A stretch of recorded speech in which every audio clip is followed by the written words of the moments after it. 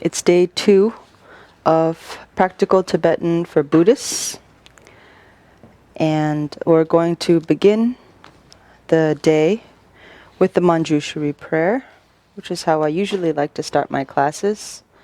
If you would like to have a copy of this prayer and you don't have it, just send me an email and I can get you an electronic version that you can print or keep.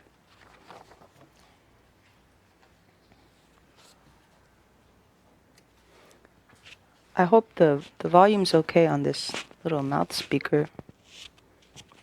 I haven't used one before, so excuse me.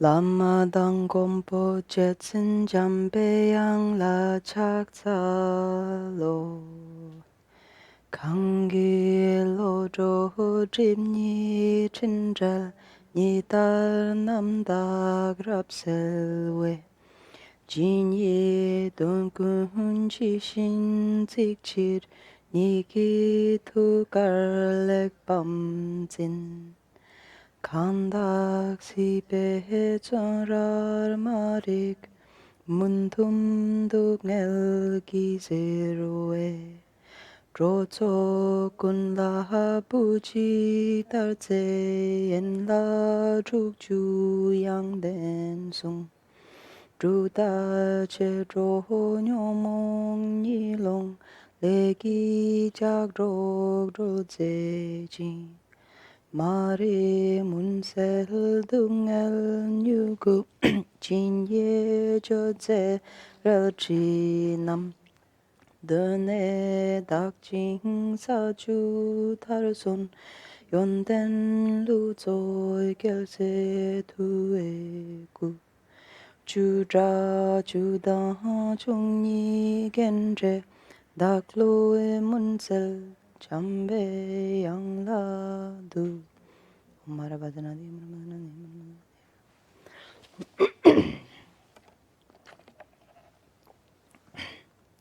Marabadana di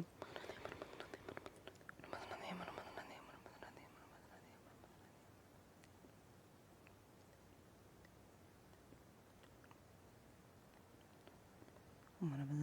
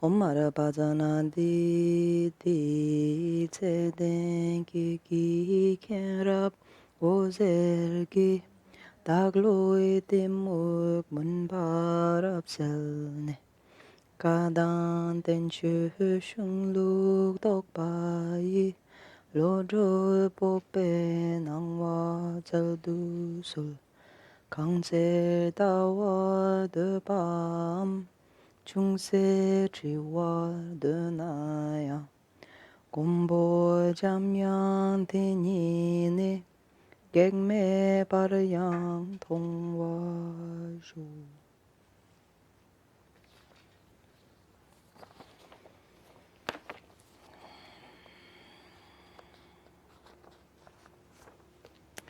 Okay, so yesterday we went over the foundational information about the alphabet, about superscribed and subscribed letters, about prefixes, suffixes, and syllables and words and so forth. So today, we're going to move on. We're going to observe the Refuge prayer. And by observing the Refuge prayer, not only do we learn important Dharma vocabulary, but we learn new grammatical structures. So, in the opening and closing prayers that we have here, or maybe you guys can find it online, the Refuge prayer, beginning with Sangye Che Dang Tsoki Chognamla. Please take a look at that. And I'm going to hand this to, it's on page 3. This is for you to cover everything but that. So, we're going to start with the first line. And let's see. Yeah, we'll read it all later. Oh, okay. Markers. Oops. Right.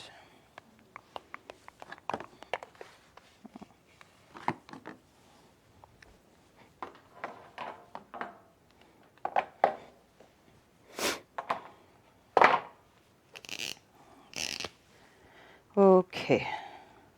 So the first line, at least, has lots of vocabulary that you are probably familiar with.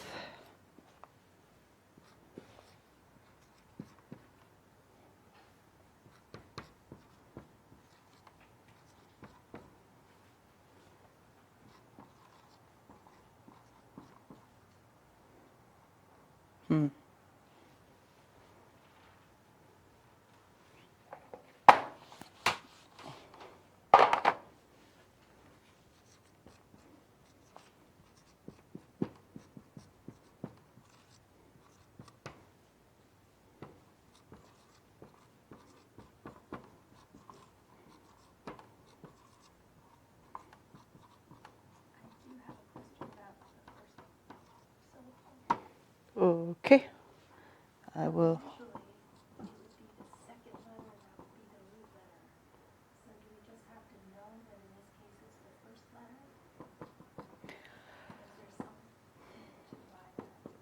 Yeah, so this is one of those situations where we have a 3-letter word and we need to identify the root letter. But is sa a prefix? Can you tell me what are the 5 prefixes?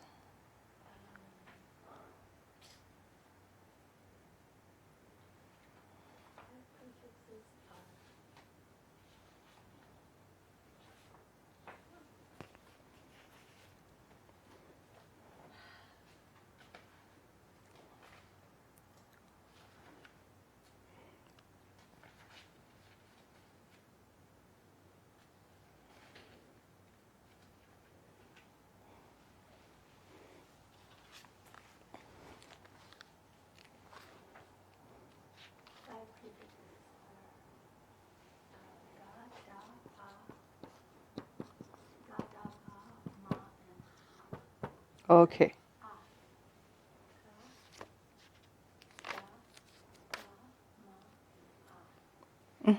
So, if we're trying to figure out, is this the root letter or is this the root letter? If we think that the middle letter is the root letter, that means the first letter must be a prefix. However, in this case, sa is not one of the prefixes, so it's not possible, which means sa must be the root letter, nga must be a suffix, and sa must be a post-suffix. Maybe I'll keep that up in case we have any more questions. And the same goes for suffixes. There are only 10 suffixes and there are 30 letters. So that can help, at least in the beginning, once we're getting used to seeing these letters and figuring out how to read them, knowing what suffixes are possible and impossible can help. Okay. Let's see. So we have Sangye Chödang Tsoki Choknam La. Actually, let's do this. I'm going to write the transliteration out so that it's easy for us to read it together.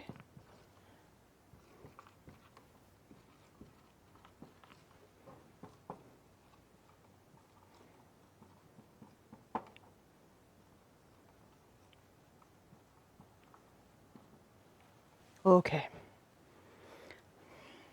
Sangye chödang tsokki choknam la.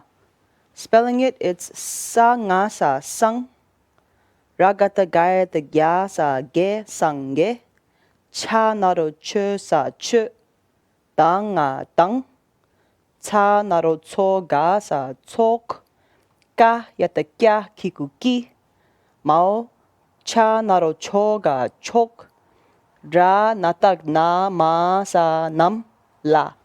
Sangye chödang tsokki choknam la. All right. Sangye, we've seen many times. Does anybody know the meaning? Correct. Buddha. Chö, very important little word with many meanings, but in this case, that's right. It means the Dharma. Does anyone know this little word, dang? Dang, dang. Margot, have an idea? For example, nga dang kerang. Nga dang kerang. I think it's the refuge. No. Dang means and. It's a simple conjunction in Tibetan. That's okay. Tok, maybe we won't remember this. It means like an assembly. It can also be a gathering.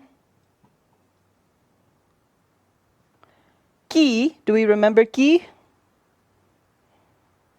Ki, yi, and yi are Edens, the 5 Edens we learned yesterday.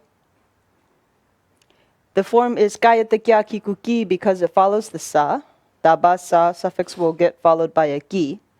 Ki, what's that? Sorry. It's like a possessive. Yes, that is one of its functions. It's perfectly fine when you see this to think possession. However, sometimes it does other things. It can show a relationship between two things. It can also be a link. It can form some type of grammatical link that is necessary, especially at the end of, like having the verb at the end. It's a part of the whole verbal construction and helps to figure out the tense of the verb. Ki, we have our, okay. We'll go with possessive particle and see if it actually is actually expressing possession or not later. Chok means supreme, or maybe like very fine, or it can also be understood as noble, but it means very good. Nam is a plural marker, but it's one that is honorific. And la is our ladan, which can have many meanings, such as to, for, in, at, among other things. Okay. Sangye chödang tsoki chognam la. Great. We have the transliteration, we have the literal translation, and so now we need the Finnish translation.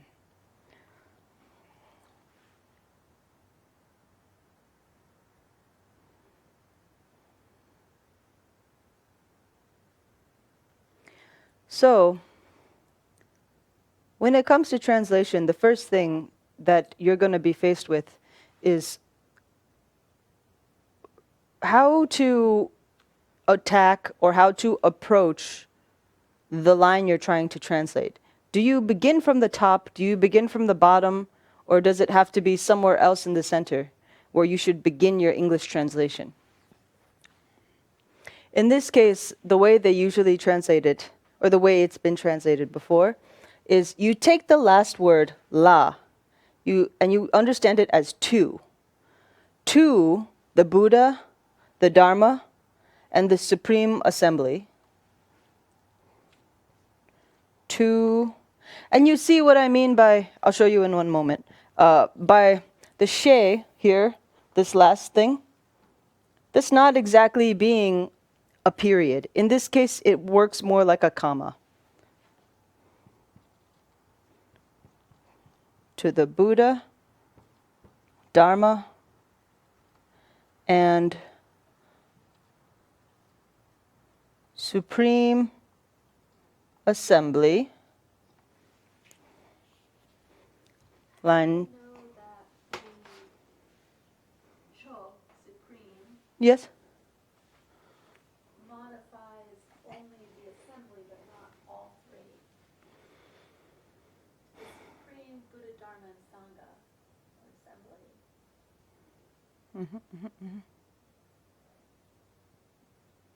That's a good question. It could be a possibility. I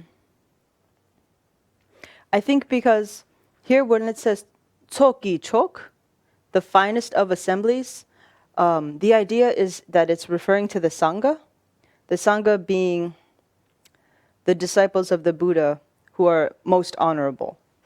But we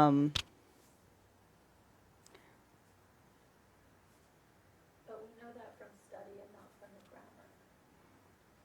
Yeah, I would say just by familiarity with what these things are. The Buddha is already kind of supreme, so maybe not necessary to add that to there. But you raise a good question. Grammatically, it could be possible. So if you like, you can write that in your own translation as alternative translation is perfectly fine. This idea, the way they're doing this is kind of like a stock phrase. Tsoki Chok, the greatest of assemblies, you just think it's the Sangha. Yeah. Sorry if that's not a very well-informed answer. That's usually how they do it. And what about the nom? Where is that pluralized or going? What is that related to?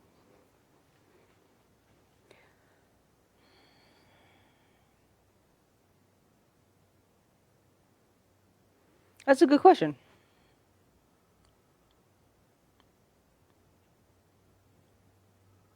Well, probably you've already figured it could either go to the Tsoki Chok or it could go to all the three. Tsoki Chok. Tsoki Choknam. Sangye Chöda Tsoki Choknam. Well, it's funny because in our English translation, it's kind of like you don't actually have to translate that nam.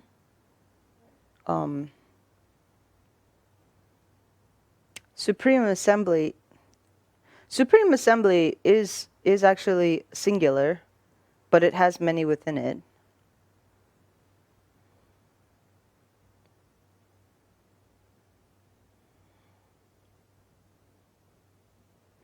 Yeah. So there's a question of whether that nam is referring to everything or just to the Sangha members.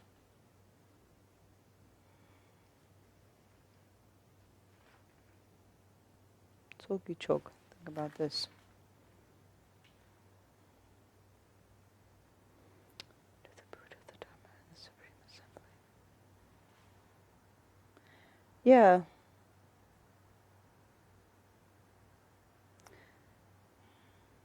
I don't think here that the nam is going to affect the translation in any profound way.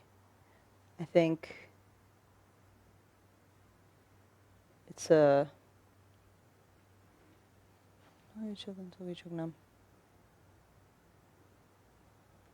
yeah, I don't really know for sure. It's hard to tell whether that nam just goes for the Sangha members or goes for the whole thing. But in translating it in English, it doesn't really even appear.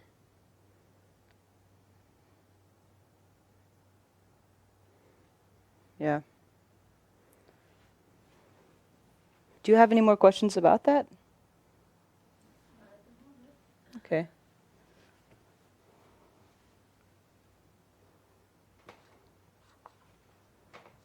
mean, I would understand it if it were an object and then it was pluralized, but Yeah. here it doesn't seem necessary, the noun. You know, I don't know why it's there. Well, then in that, because it's like this, I get the feeling the num is referring to the Buddha, the Dharma, and the Supreme Assembly, to those. It doesn't say to those three, but there's like three things here. I think that num is kind of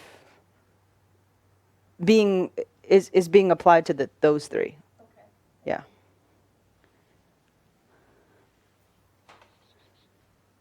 That happens a lot in Tibetan. They'll be like dun dun dun 3, which means like those three before it, or dun dun ni. Like and in Tibetan, to say us, we say nga ni. Us too. Like we sometimes say that in English, but we don't always. It's kind of, yeah.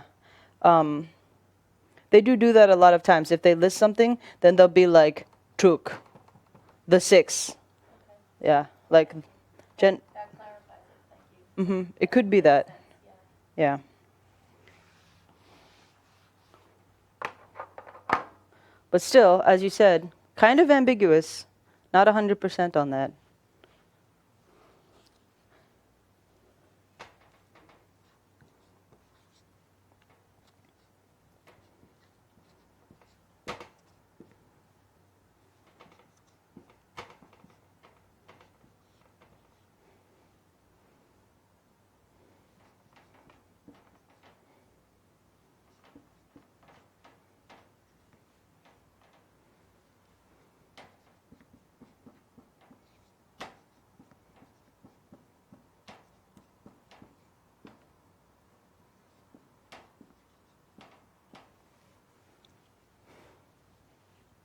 Okay.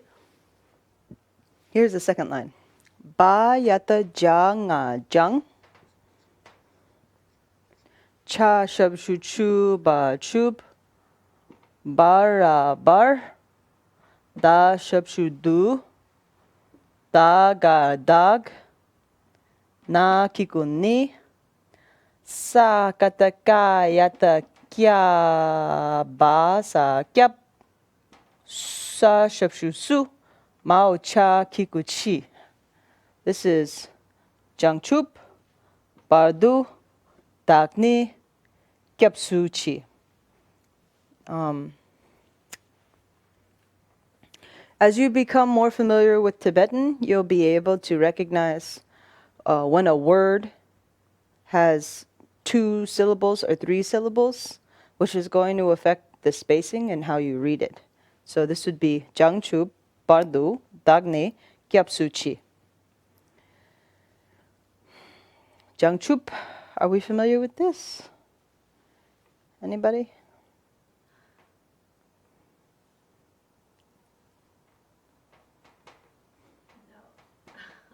It means enlightenment. Bardu means until. Bar actually means in between. Du is the ladun, so like 2 in between, 4 in between, for that in between. So in English we say until, or kind of like up till or for that amount. Jangchu bardu, dak, again, me or I. Ni is an emphasizer that emphasizes what preceded it. So like, since it's dak, it would be as for me,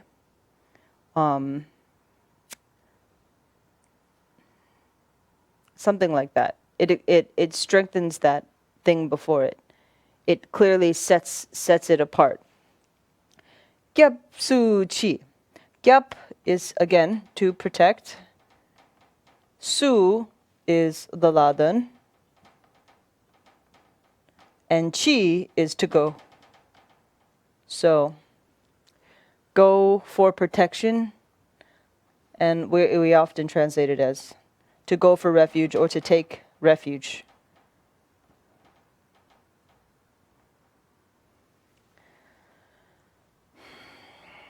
Jangchu Bardu. So, Margot, how would you understand Jangchu Bardu? Until I reach enlightenment. Okay. Sounds good. Enlightenment. Sounds good. Jangchu Bardu Dakni Gyapsuchi. So dak is in here. We know we're talking about ourselves. So until I attain in enlightenment,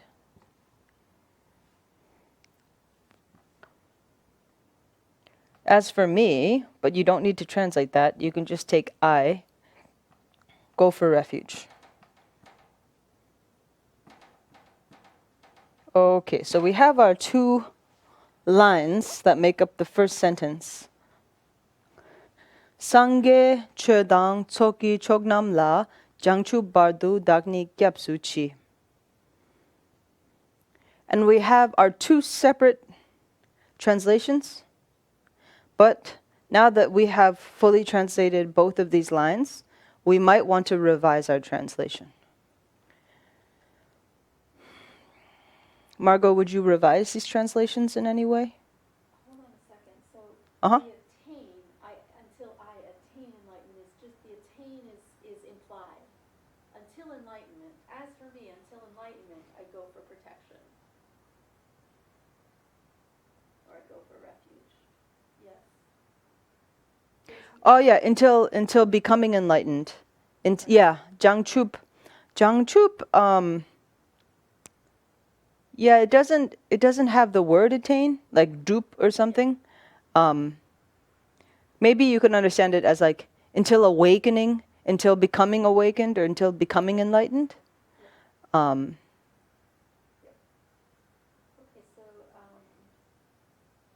Yeah, if you like, we can alter this. We can to stay closer and not add any words. Like until I. Well, maybe we don't need the I here, and that would help. Until, maybe we'll go with awakening, because enlightened, that sounds more normal. Until awakening.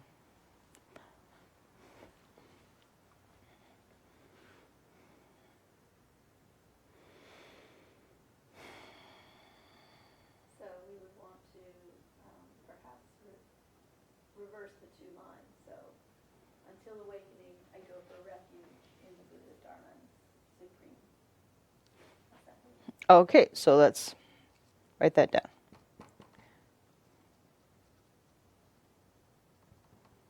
Until awakening, I go for refuge in the, I'm going to abbreviate, Buddha, Dharma, and Supreme Assembly.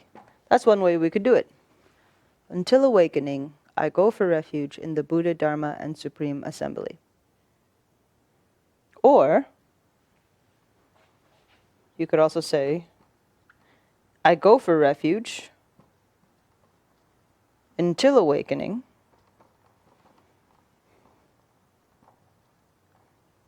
in the Buddha, Dharma, and Supreme Assembly. So you have some options.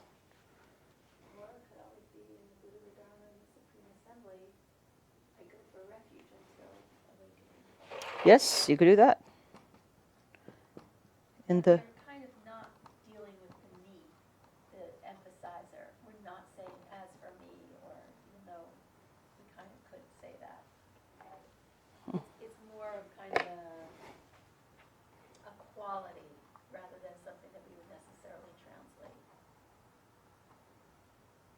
Is that right? Let's see.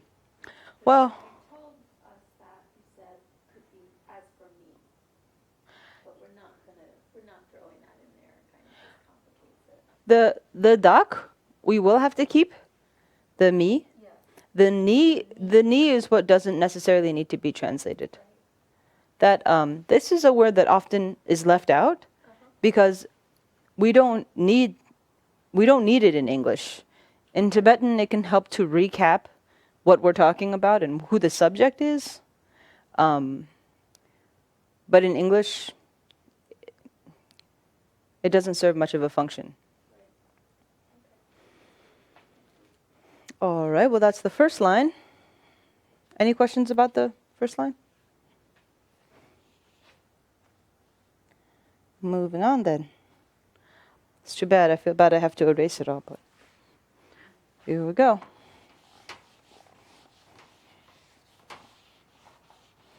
Do not make it in grains of sand. Right.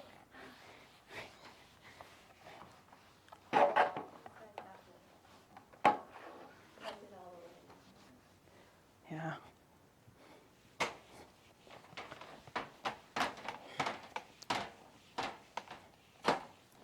All right.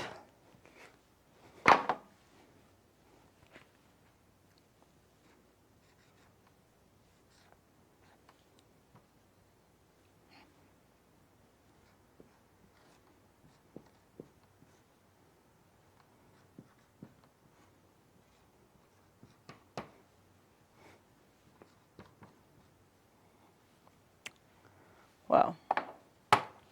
This is going to be kind of a tight line.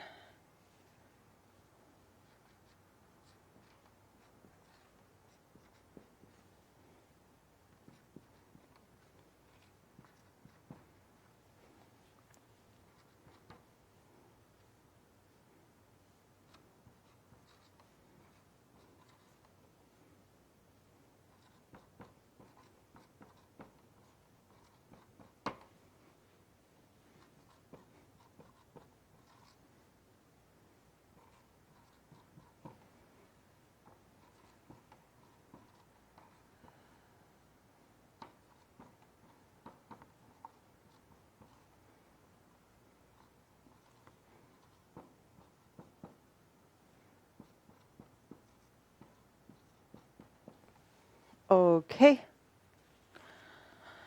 We're going to spell it Baog, because that's how you read the prefixes. After you read its name, you would say wok.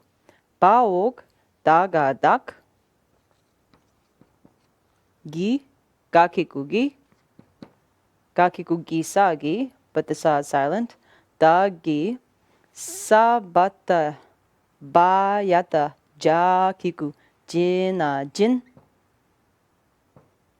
Daki jin, sa naro so ga sa sok. Baog, gayata gya kiku gi sa gi. Ba kiku I. Baog, sa naro so da su. Nama sa nam.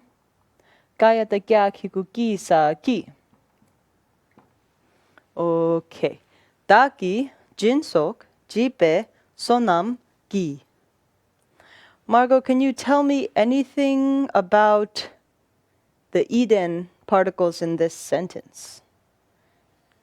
Yes, so pi is an Eden, the final letter there. This? Ki? No. Bi? Yeah. No? This is a genitive. Oh, you know what? Yes, it is. It is an Eden. Okay, yeah. So that's true. We have one Eden here, the Akikui. We've got how many other Edens?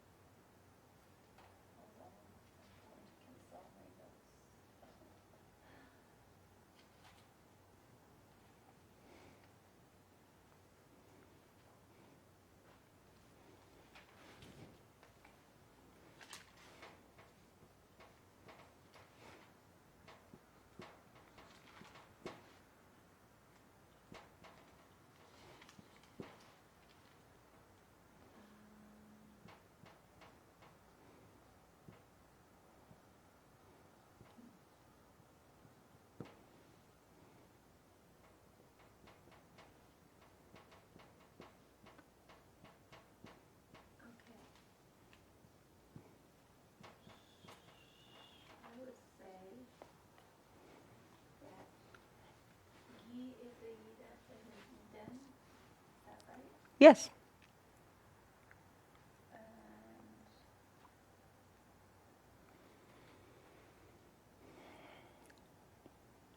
That's it. Gi is an Eden at the end. Is an Eden, yes. Okay. So here I've just written them out so we can just see them all. Ga kiku gi, gayata gya kiku gi, gayata gya kiku ki. Then there's the combine ha kiku yi, which you saw first, which is great because it's kind of sneaky. And then there's the separate ya kiku yi. They all can have sas. If they have sas on the end, what do they express? Do they express possession or something else? It's the secret blank man. Secret what? The what? Do do do do do. No, that doesn't help. No, doesn't help. Oh, well, it's a secret agent man. Oh, secret agent. Yes, yes. If with sa, it expresses Agency. yeah, agency. It follows the agent.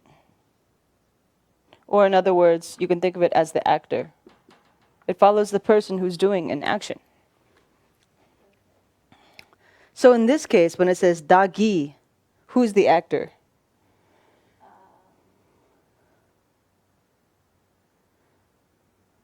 Da. Dak is like nga. I. Yes, I or me. Dak is more of a like a literal way of saying the self. What about this gi at the end? Who must be the actor? It's actually sonam. Sonam. Mm-hmm. Okay. Okay. Dak, I or me, gi, by, that I or me. Jin is generosity. Sok is etc. or so forth. Again, it's really helpful to have a handy dictionary. You can download the app, or you could use a regular printed dictionary as well. Gi is, I believe, to do. Or it's a past tense. It means done. Gipe, of course. Sonam is merit.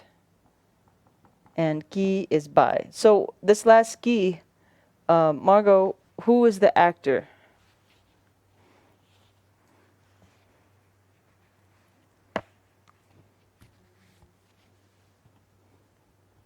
Suspend your judgment. Merit. Yes, merit is the actor. That's correct. So sometimes the actor isn't a living being. It just means the thing that's going to be doing something or causing something.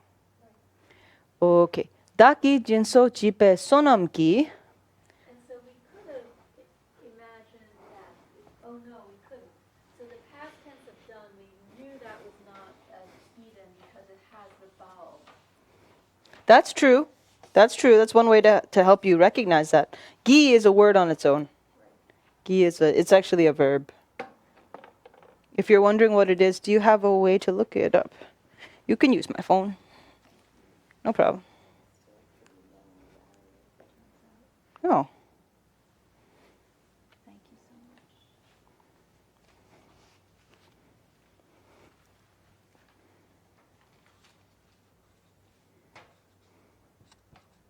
I'm going to do both of the lines together so it helps us come up with our final translation more easily.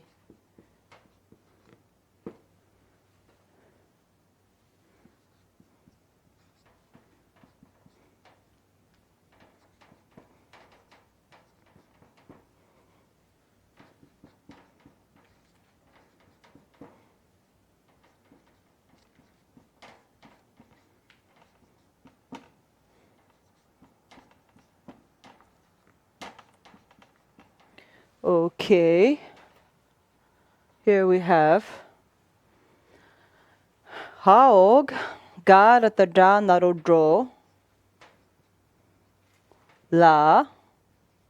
Pa na pen. Pa yata cha kikuchira chir.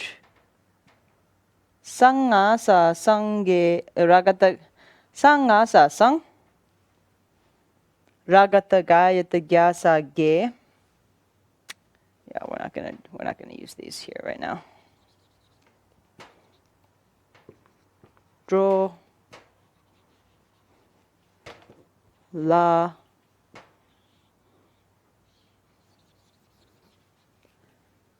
Pen.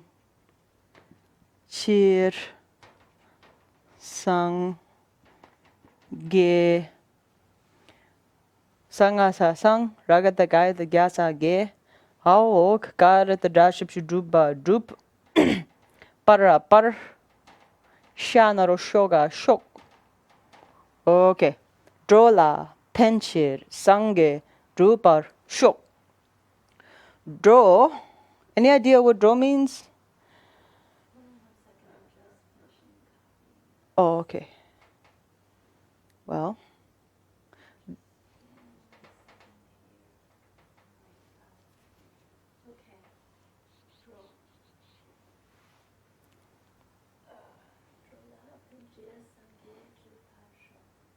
Hmm.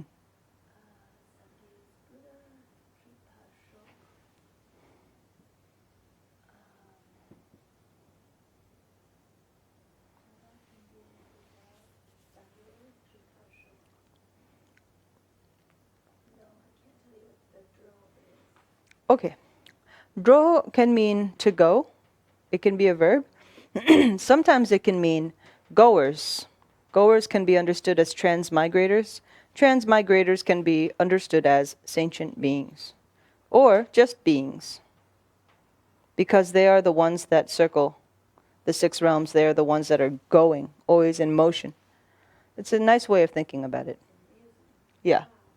Droa. Droa means those goers. We are all the goers. Drola. La is laden.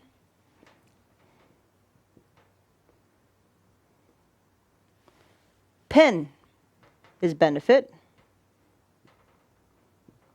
Chir means for. It can be understood as for the sake of, or for the benefit of. It can also be understood as due to or because. All right. Sangye is Buddha. Drupa Shok. Drup here is to to accomplish or to attain. Either one is fine.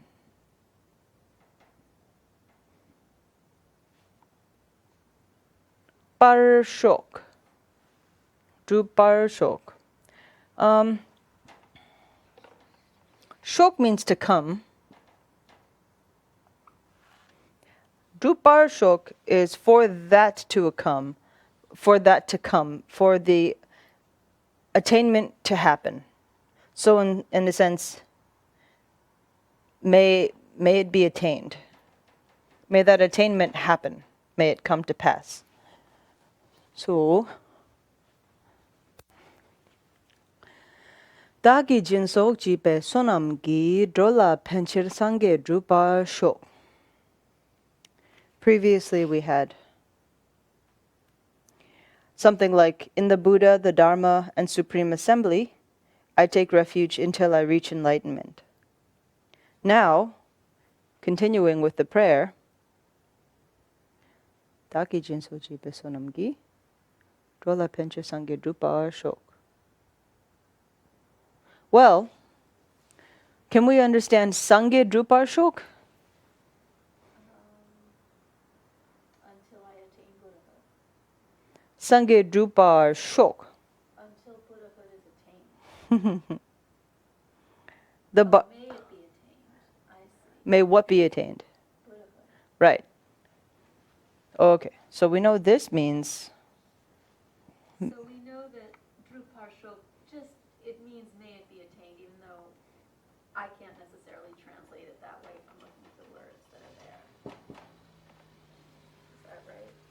Dru par shok. It's a standard thing that clearly. Yes, it's a very common formula. You can replace drup, this here verb, with another verb. Like topa shok. Top means to win. Topar shok, come to win. Or may the winning happen. Or may we win. Any verb can be used there. Like even eat, like come to eat. Yeah, whatever it might be. Come to learn, come to understand. Okay.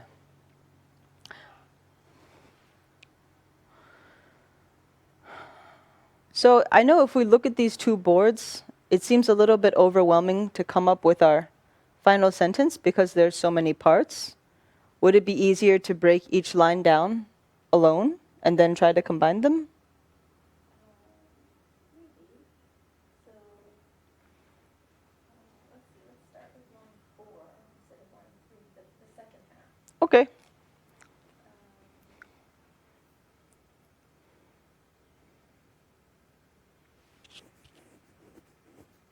So, Rola Penchir, so for the benefit of sentient beings. Okay. So the Ladun and the Cheer sort of overlap, say the same thing. Yep. Okay. So for the benefit of sentient beings. Well, you have an option. You could say for the sake of sentient beings. Right. Yeah, I see what you mean. I mean, in English, we probably Yeah, wouldn't need them both. But you don't need them both. It's kind of like the la disappears. yeah. For the benefit of sentient beings, may Buddhahood, may Buddhahood be attained, may I attain Buddhahood for the benefit of all sentient beings. For the benefit of sentient beings. So, then we'll go back to the first line, which would be. So let's see. Let's just finish. For the benefit of sentient beings, let's just say, may Buddhahood be attained. Yes. And we'll figure out the actor later. Yeah. May Buddhahood be attained. Really kind of ambiguously stated. Now we have this line which has more actors. In fact, many actors. So, I, doer, the agent, Or you can think by me. by me.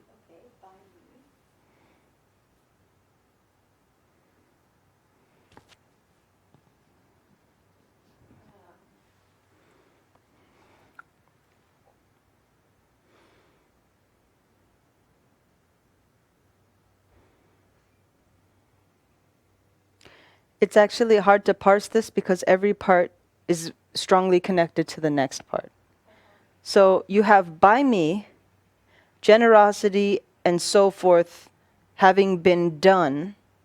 So by the generosity and so forth that was done by me, Bei, and of that, Sonam, the merit of the generosity and so forth done by me, by that merit, by the merit of the generosity and so forth that I have done.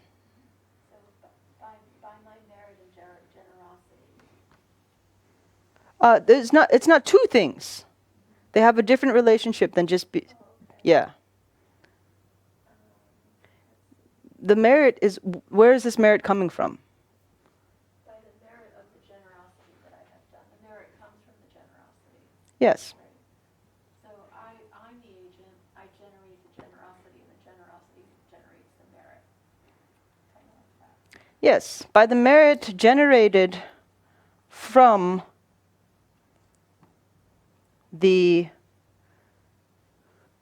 it's kind of like the virtuous activities of generosity and so forth. The so forth means other good actions. By the merit generated from the From my generosity and other,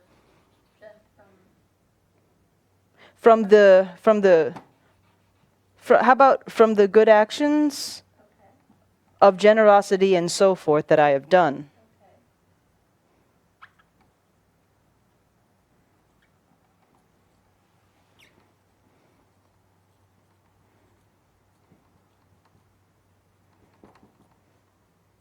I only pause to say my because maybe we're confusing this with the possessive. So just to clearly make sure we're not talking about possessive, but talking about action. Right. Yes, I see. So by the merit generated from the good actions of generosity and so forth that I have done, may I attain Buddhahood for the benefit of all sentient, for the benefit of sentient beings. Okay.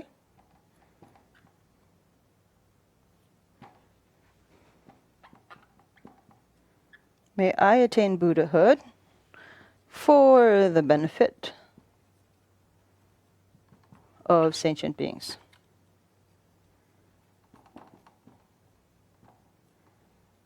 Do we like this translation? Do we have any other options? Okay. It's not super poetic, but it's complete. That's true. Again, we have by the merit generated from the good actions of generosity and so forth that I have done, may I attain Buddhahood for the benefit of all sentient beings.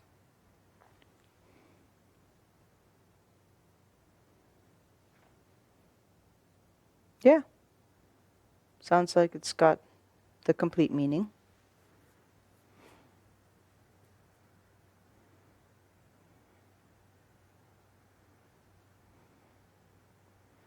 Okay. Oh, okay.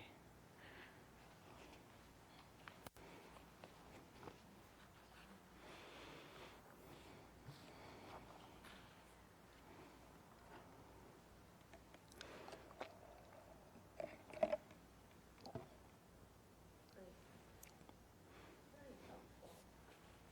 Really helpful. Okay. So now, using the refuge prayer as our basis, we can learn many other things. And a lot of these things can be applied to daily expressions, daily needs, just those regular things that we wish we could say in Tibetan, such as lists. How can we form a list? We saw in the refuge prayer, the first list, Sangasa sang, Ragatagayata gyasage, Sangye chanaro chusa chu, Dang dang, Sangye chu dang. And I'm going to abbreviate it, not say Chogi Chognamla. Instead, I'm going to say Gendun that we saw yesterday, which is another way to express the Sangha. Those who are have the aspiration of virtue.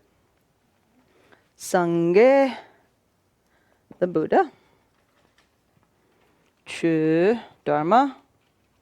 Dang, Gendun, the Sangha.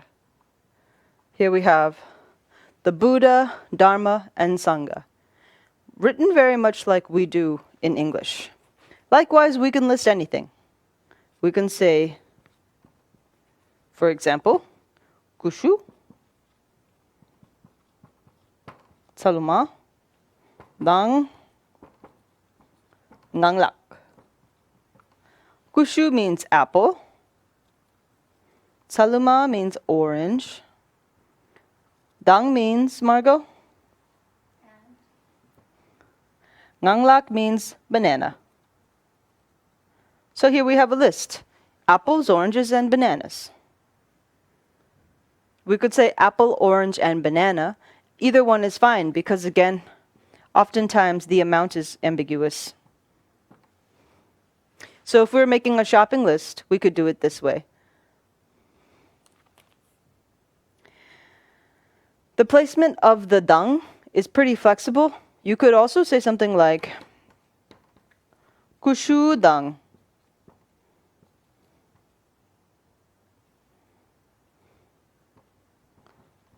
Saluma dang. Ngangla.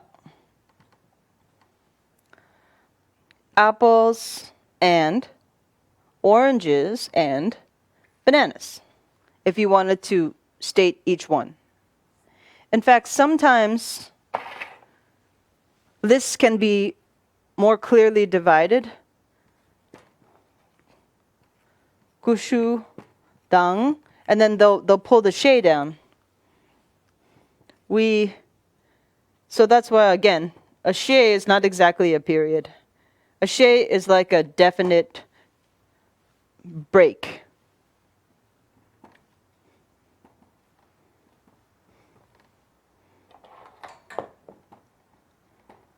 In Tibetan, you pause after saying and. In English, we pause before saying and. For example, apples, oranges, and bananas. Or we would say apples and oranges and bananas.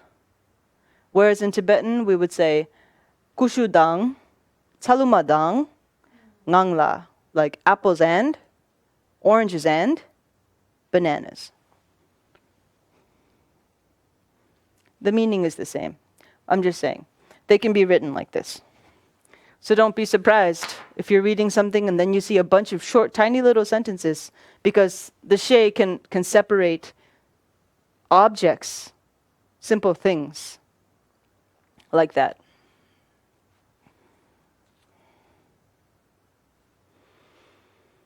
So it could be sort of more like a period, but in this case it's more like a comma. It's like a comma here. Yeah. Yeah. So yeah, anything at all. My keys, my water bottle, and my hat, whatever things you're trying to list. But dang does not only mean and. Dang can be used to express other things. For example, for the most part, if you see dang, you can think and. However, it can do other things.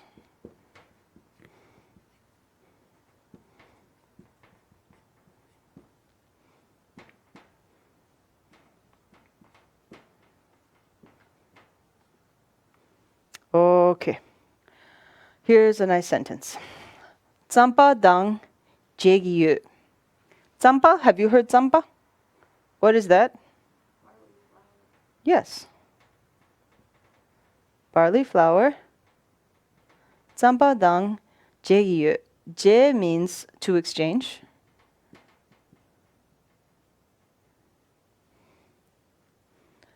Yu is the present or even the present continuous.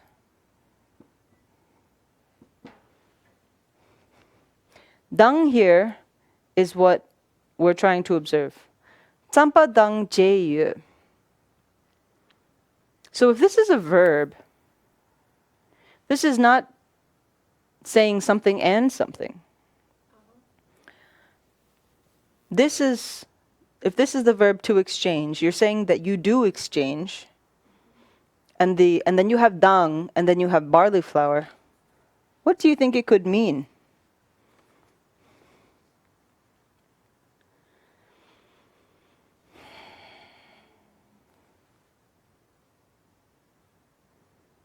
By the way, the subject is I. Ye, meaning I do that. I do it. Because of the you know it's an I. Mm-hmm. Right. So as in Italian, the I drops out, but the verb expresses. Mm-hmm.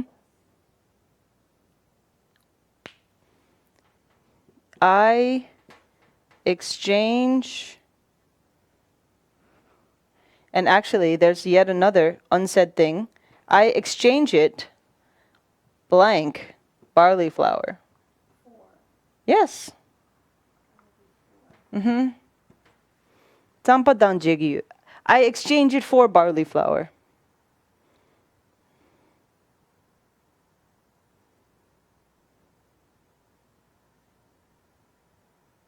Dang can do that.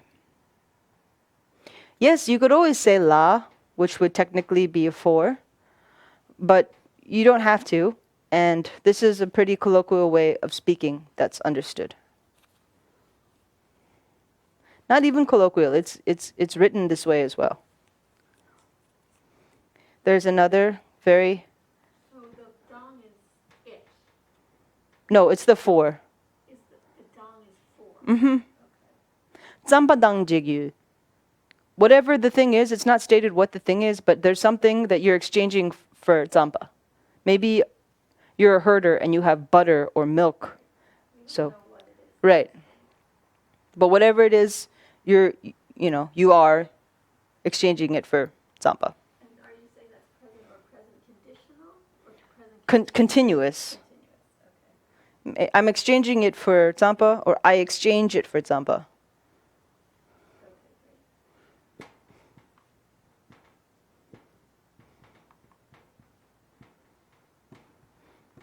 Here is a well-known Tibetan expression, Tsen dang denpa. Tsen dang denpa. Tsen can mean a couple things. It can mean like a mark. It can mean a symbol. It can also mean like a quality. It has a sense of being a good thing. So it's like a good quality or a favorable quality. Denpa means endowed with. Endowed, possessed of, or having. Tsen dang denpa. Tsen dang denpa. Actually, if you read it in English, well, if you read it and you know what the meanings of each part is in English, even if you're not sure about the dang, you already get a sense of what's being expressed.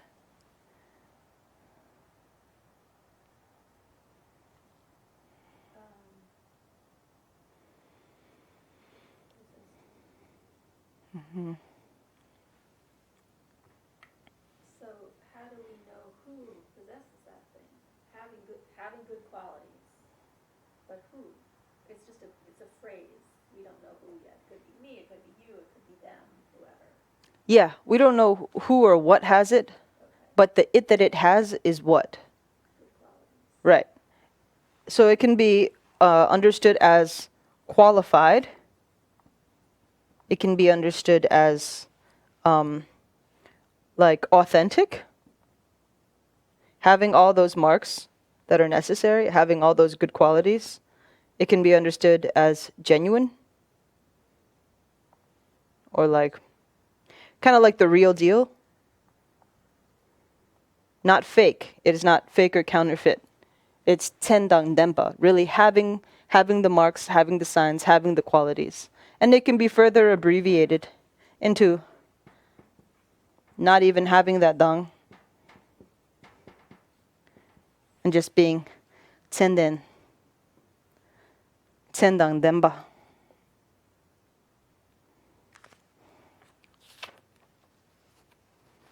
So again, the dong. In English, we wouldn't really need that word because the possession does that for us. Possessing good qualities, or. Mm-hmm. But the dong here. What? That's the question, because it's not. If it were and, it would be marks and having, marks and endowed with. So it sounds really clunky in English. But why can't you just say sen denpa, having good qualities? Well, you can, but you do know, like, it's kind of understood that tenden is an abbreviation of tendang denpa. Oh, I see. You put it right there. Yeah. Mm-hmm. This is, yeah. It's just a part of grammar that doesn't have a correlation in English, that we just have to know that dong is there. Yeah. Right. Mm-hmm. Yeah, you're right in that we don't have this in English, so it looks kind of funny, and we wanna understand it. We want to know if it means and, but it doesn't always.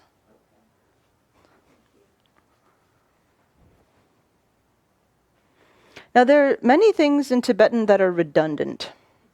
And this kind of falls into the category. If you already have the word denpa, then it already means to have or to be possessed of. And sen is the first word here, so having the marks. So the dang,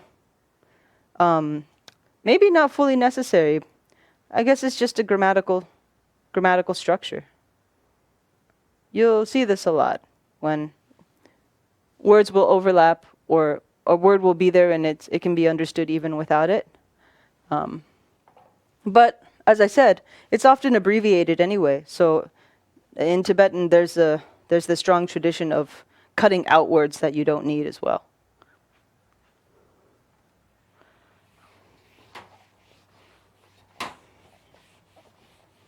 All that to say, when you see dang, it doesn't always literally translate to and.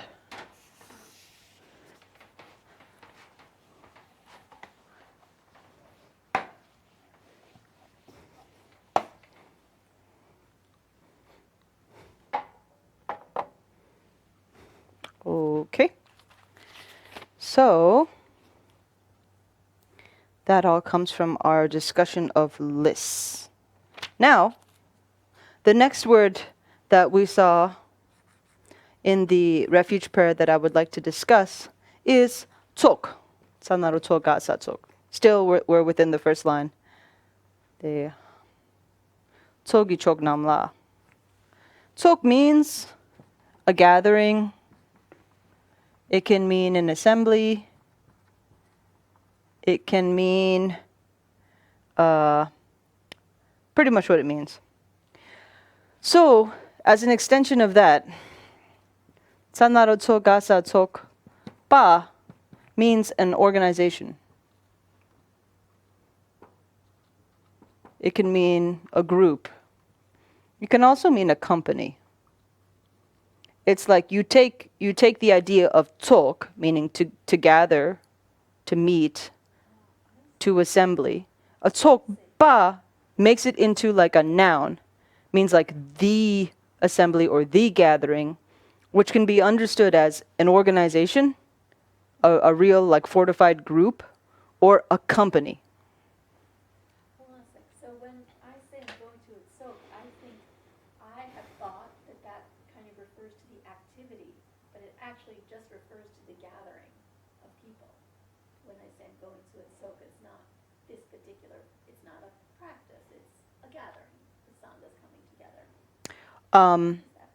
I'm going to explain more about that. Okay. But you're right in being surprised at recognizing that tsok is a word that means gathering. Okay. Yeah.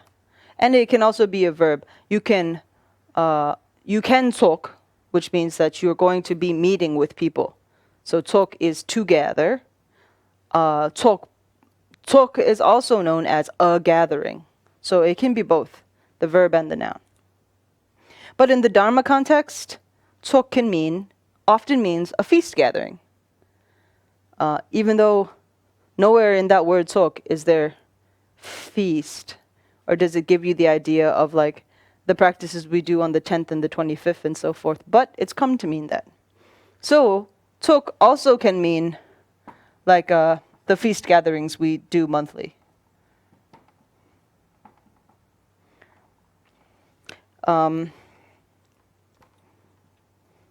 Here's a very common expression, tsok ba tsok. Now you have this form of the word as a verb and a noun. Tsok ba tsok. Tsok. To gather at the gathering. Tsok ba tsok. It's kind of like have the gathering. Gather at the assembly. Tsok ba tsok. To gather at the gathering. Which you can say in English. We're going to gather at the gathering. We're going to meet at the meeting.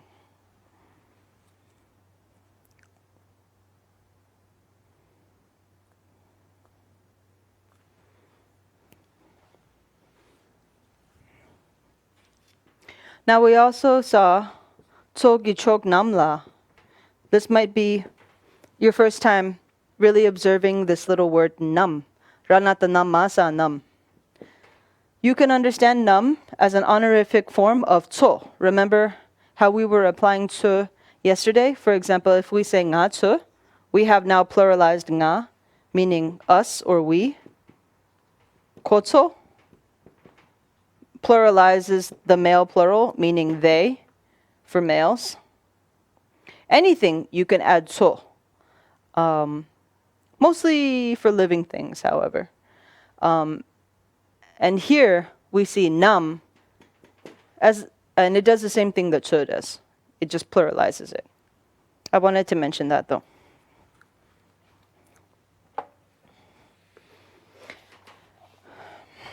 If you're speaking about guests and honorable people, you would probably use the pluralizer nam.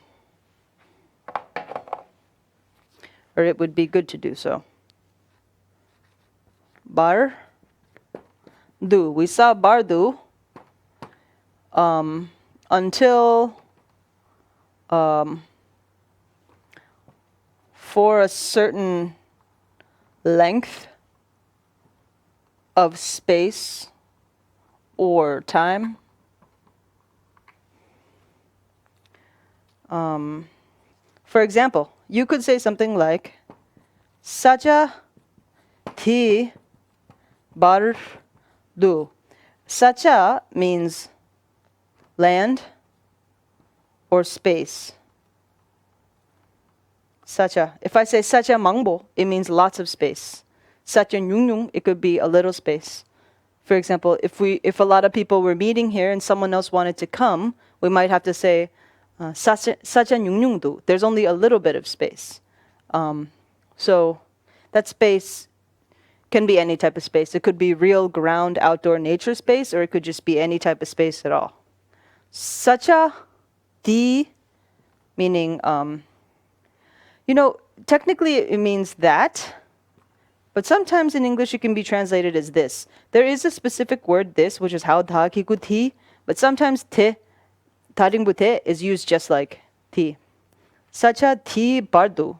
So here we have until. We'll just say until for now, until we figure out the best way to render it. Sacha di bardu. It means until this space. Otherwise, like up to this point in space. Sacha di bardu. So if you're telling someone about how much property you own, you could say, Sacha di bardu ngarang gire. Sacha di bardu ngarang dakpogyapgiyu. So it's how you can express one point to another point. Is you can use bardu to express from here to there. You can just say ti ne ti bardu and use your finger to tell someone from here to here. So, and that's good because we can add a little word that we should know, which is ne. Ti ne ti bar du, which in English we would say from here to there, maybe from here to there, and the from is the ni. Ti ne ti bar du.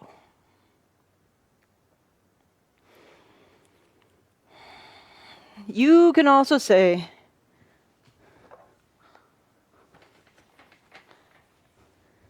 something like, we spoke about sangin yesterday, meaning tomorrow, but here's another word you might like to know, which is nangyin, which is the day after tomorrow. There's a word that is day after tomorrow. Nangyin. That means, yeah, as I said, day after tomorrow, or in 2 days. Bardu, until. Nangyin bardu means until 2 days. Or we can understand it as for 2 days. For example, if you're doing a nyungne, you might have to say, Nangyin bardu, geche shechok mare. I won't be able to speak for 2 days. up to 2 days, I can't speak. Can we just take a quick bathroom break? Yeah. Keep on going. Okay. Yeah. So that's the word nangyin.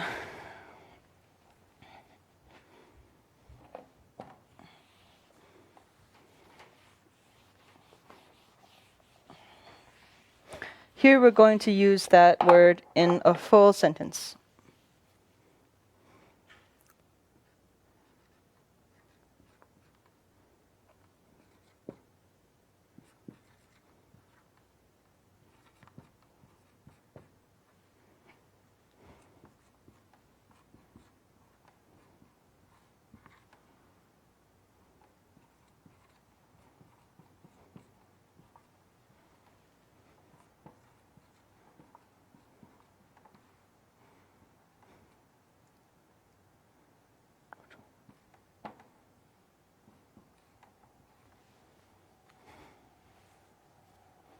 Sa, okay.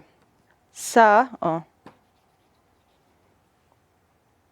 Sa, Mao Tsama Sa Tsam, Barabar, Da Shepshudu, How Garata Da Naro Ro, Cha Naro Choga Chok, Ra Jingbu Re Ta Re. Sa Tsam Bardu Dro Chok Re. Sa Tsam is tsam means like a break. Satsam means a break in land, and you can understand it as a border. Satsam bardu is until. Do, we spoke about, means to go. Chok means allow or permit. Re is something like is. So we have here satsam bardu do chok re. Satsam, tsam is like a break. Sa is a land. So a break in land you can understand as a border. Bardu until. Dro is to go. Chok means to allow something or to permit something. Ma chok is not allowed or not permit. Re is your copula. So satsam bardu dro chok re. What do you think this means?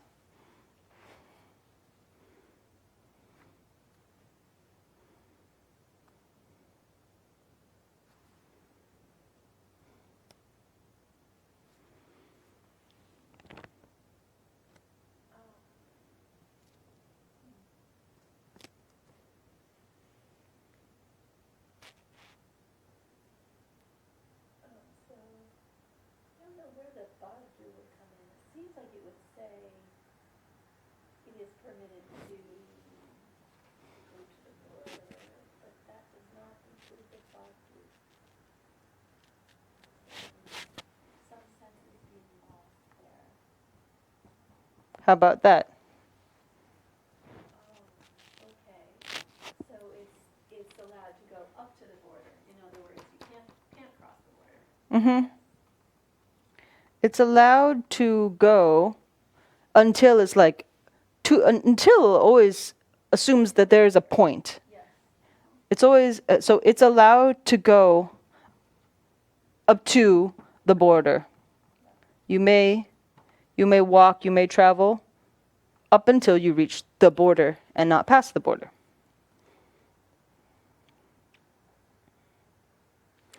So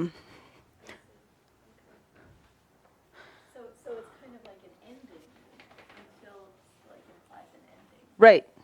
Yes, it does. Otherwise, you wouldn't need to say bardu. You just go on. You could just say chok completely. Draw chok. Draw chok anywhere.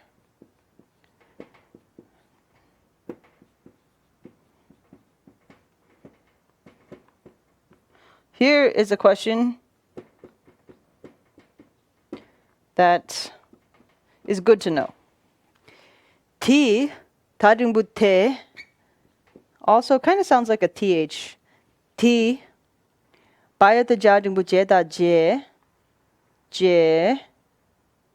chok, chanaro choga chok, ga kikugi, radungbu re ta re, pa sa pe.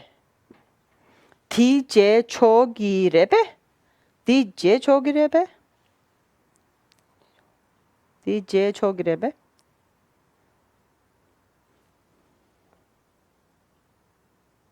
What does je chok mean?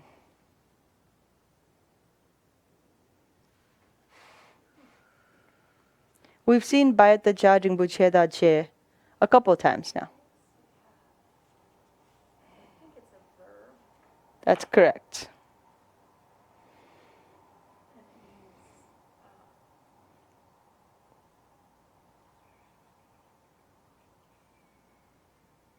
It's the first one. to do.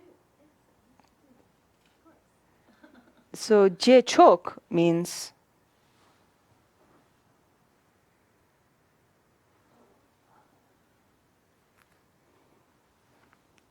So,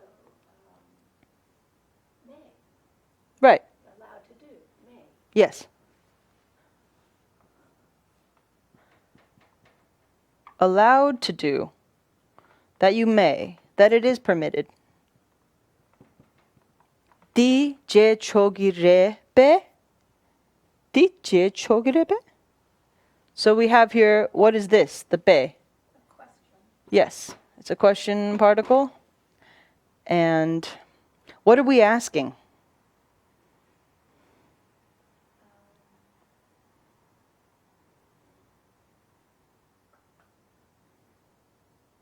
Is gi an Eden? It is an Eden, but in this case it's not expressing possession, it's forming a link. It's actually just a part of the verbal expression, which is in the present tense. Present or future. That is, or are. Yeah. Either one. It's kind of flexible because it can go to the second or the third person. So what is permitted? What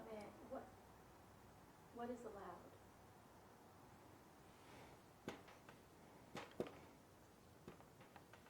I'm going to go with this. Is. Let's change that to the instead of te. May I do this? Sure. Good. May I do this? Or may we do this? May anyone do this? Yeah, it's in a general sense. Like, is this allowed? So, for example, if you're somewhere with Tibetan people and, you're trying to figure out what to do and you're doing something, you can say, Di ji chogerebe? Right. Okay, that's really helpful. Mm-hmm. Especially at a Dharma center and you're not exactly sure what the code of conduct is.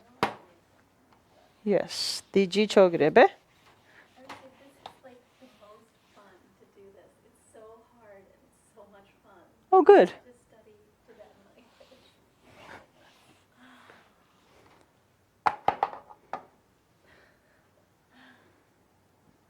Here's a spur of the moment additional sentence. I think I like the feeling of the fogginess coming into view. Somehow that's really exciting. Oh, that's good. Yeah, it slowly starts to make sense.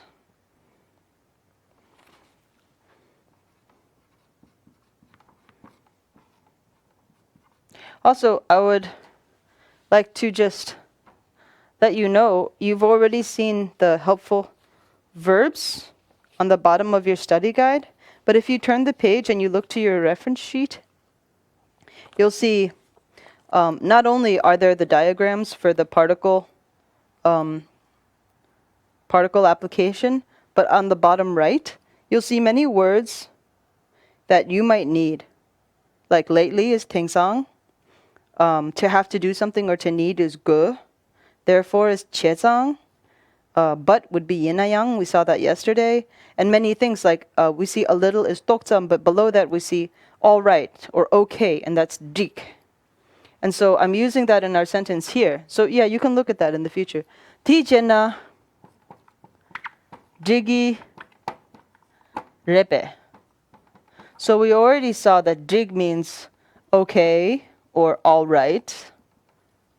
Sometimes it has the sense of enough, just like we use in English. If someone's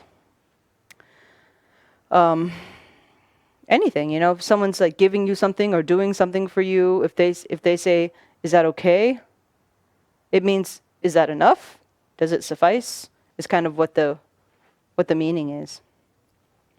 Di again is this. Che is to do. Now, do we know the meaning of na?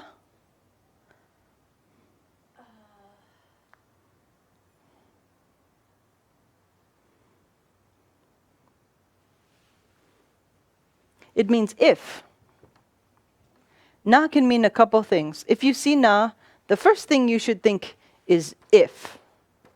Na can mean if. However, it's also a ladun, so therefore it can mean any of those preposition meanings: to, at, in, on, for. Yeah. Ti jinna digirepe. And we see this whole girepe again.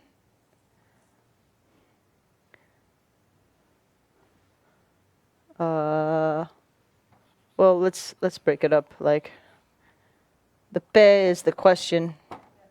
Gire is kind of like present or future, usually for future, but in this case, we'll have to contextualize it. Ti chenna jigirepe. Oftentimes, if a na is involved, and if a na does mean if, you need to pull it to the front of your English translation, because that's how we structure our if sentences. Always. Like, if you don't come, you'll miss the boat, or something. Well, you could say you'll miss the boat if you don't come. And that also works. So therefore, we have a couple options. What do you think this means? Dijenna jigirebe.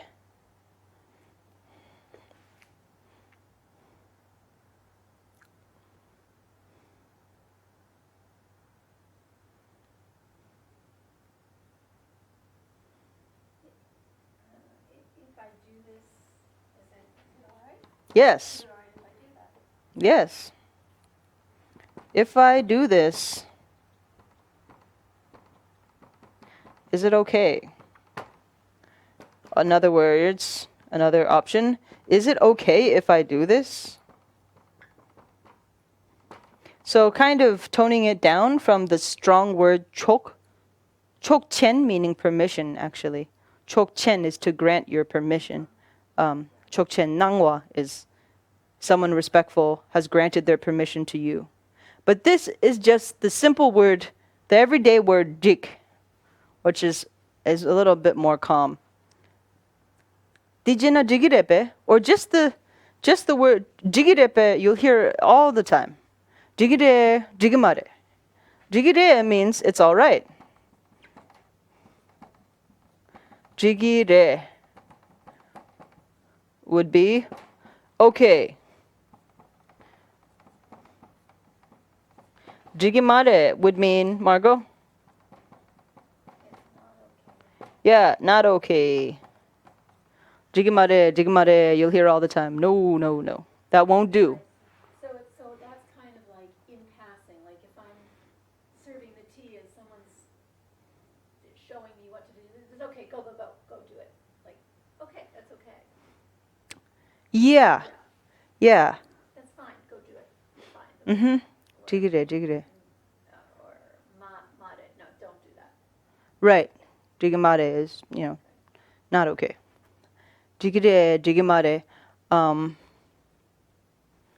Jichogre or jichogmare is a bit stronger. And I'm again, you can cut out this gi and it's still understood. Jichogre, jichogre or jichogre means permitted, allowed. Jichogmare Not allowed. Not allowed. So that's a little bit more severe than jigire and jigamare. In the sense they have the same meaning. Can do, can't do. Can do or should not do. Okay. So that's how you ask if you may do something.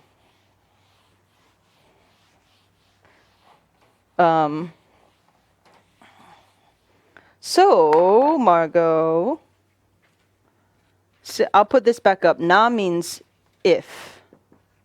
Okay. So how could I construct the sentence in Tibetan? If I drink tea, is it okay? Is it okay to drink tea? First we need what word? Precisely. Good. You know what to start with. Cha. Did we have the verb to drink? Probably somewhere with cha.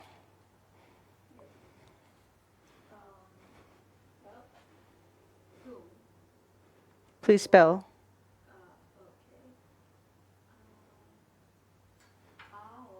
Precisely. Haog.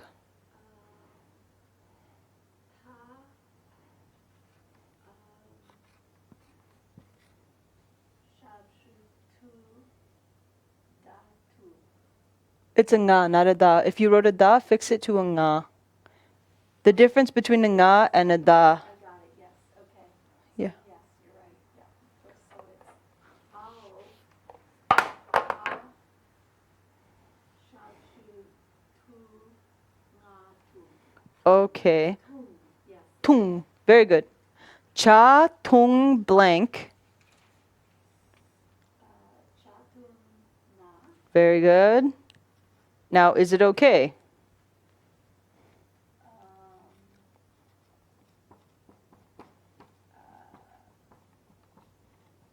Girepe. Well, you need that word. Oh, all right, we need all right. Which would be, oh my goodness. I forgot. Dik. Dreek, Dik. dreek, yes.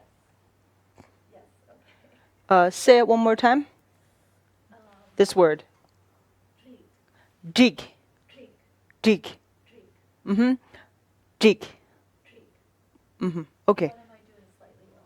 I hear a separate R. I'm hearing what? Yeah. It sounds pretty good. It sounds good. Cha tung na jigi rebe. Can you read this? Cha, tung, na, dreegi, repe. Okay, here we have, just so people can follow along. Cha tung na jigi rebe. So again, what does this mean? May I drink tea? Okay, yeah, Or is it okay to drink tea? yeah. So maybe you don't know if the tea has been offered yet. May I drink some of it? Precisely. Maybe if you go into a restaurant and you have your own tea in your bag, you might have to ask, is it okay if I drink this tea?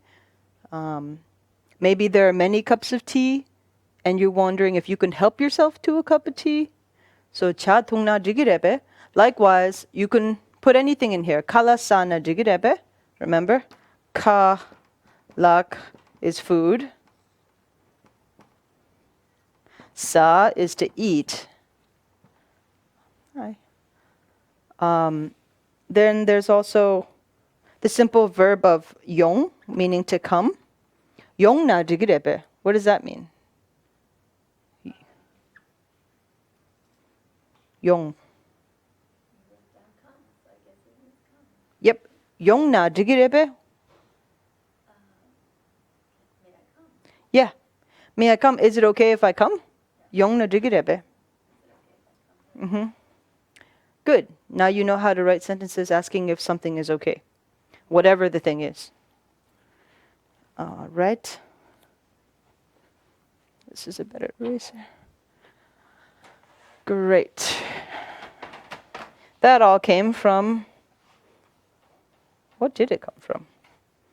our discussion of Bardo or Chok.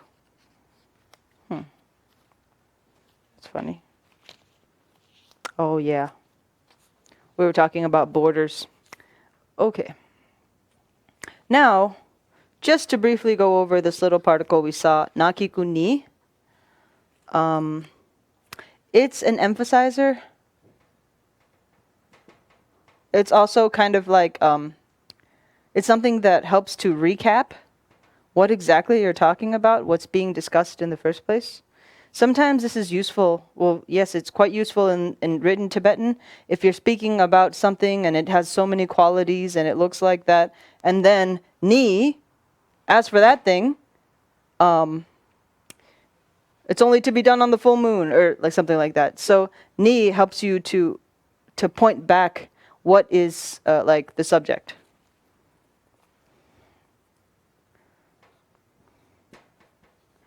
Ngani ariwa yin. This is a simple little sentence. Nga ni ari wa yin.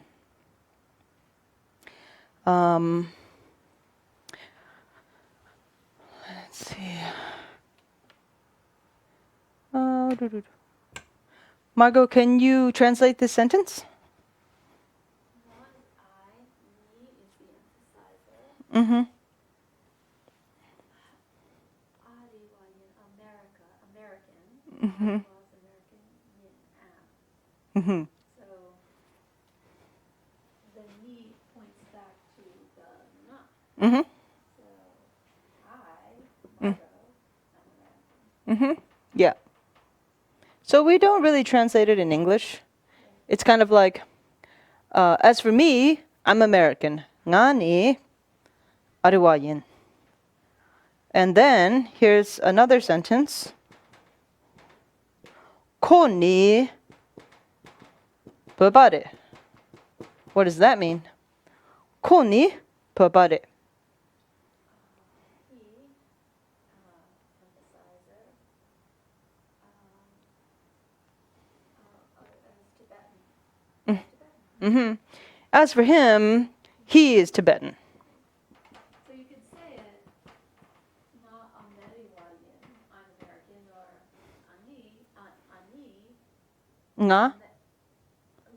ngani, Ameriwayan.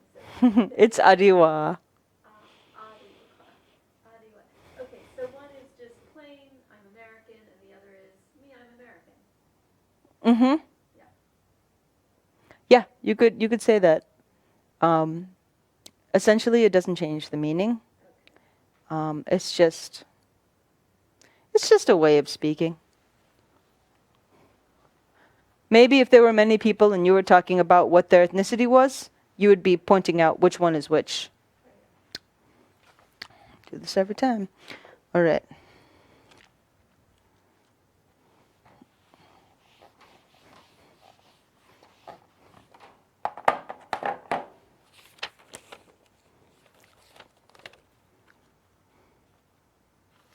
Okay.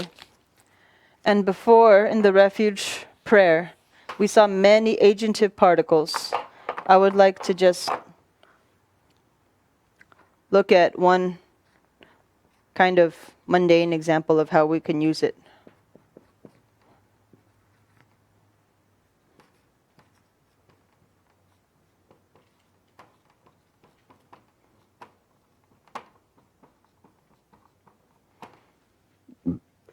Excuse me.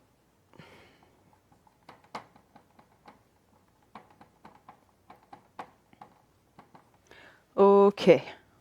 So again, we see Baog kara the tra sha kikushi sa shi tra shi ki kaya the kya kikuki sa ki ka lag Baog sa naro so sa so sa naro songa song ta shi ki ka lag zosong. Dashi. Dashi gi kalak ze song. Kalak means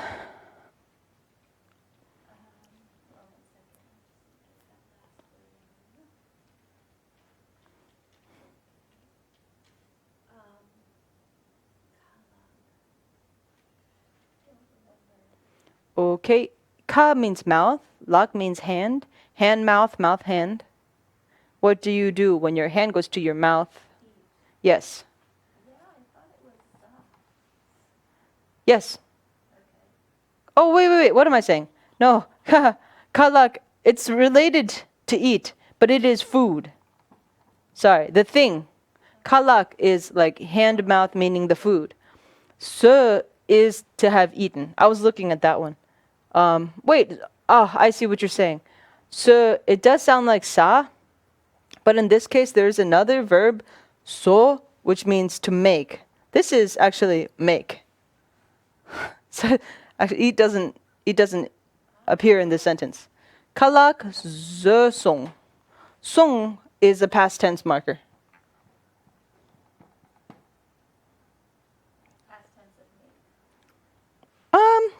It's here. It is paired with make, so it's what it is related to. But anything can be songed.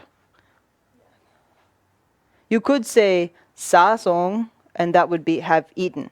In this case, it's ze song, which means made, had made. Dashi gi, kalak zo song. What is this gi expressing? Dashi gi kalak zo song. It's that secret man again. Right. Okay, so and it's agent of Tashi, which is auspicious. Yes, but dashi here is just a name. Oh. Proper noun. I see, okay, so it's a name, so. Which you'll have to identify in the future. Like, Right, is this a name or not? right. Yeah. Right, so Tashi made food, but what's, oh yes, so Tashi's the agent, yeah. Yeah. Right, I'm trying to make it possessive and it's not, it's negative. Right. Tashi made food. Tashi made food. Or maybe optional. Tashi made the food. And before, trying to distinguish whether something is a noun or a proper noun, we have many names in English like Lily, or Rose, or even the name Christian. If you read that, is this talking about a Christian person or is this a proper name? So I'm sure people from second language speakers in English have to figure out what's going on.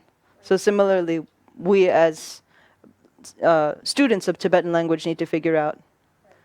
This happens all the time, like the name Dawa. That's a very common Tibetan name. It means moon, but it just means a name here. And Sonam means merit. Karma means karma, and so forth. So that happens all the time. But if it's auspiciousness making food, it just doesn't make much sense. So auspiciousness did not make the food. Tashi made the food. I could work really hard to make that sentence into something. Twist it around somehow. Yeah. There are poetic ways to say stuff, but in this case, I'm not trying to express that.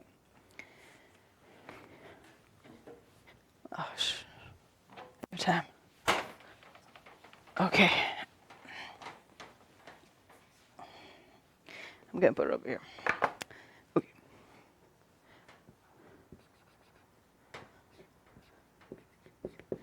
Yeah.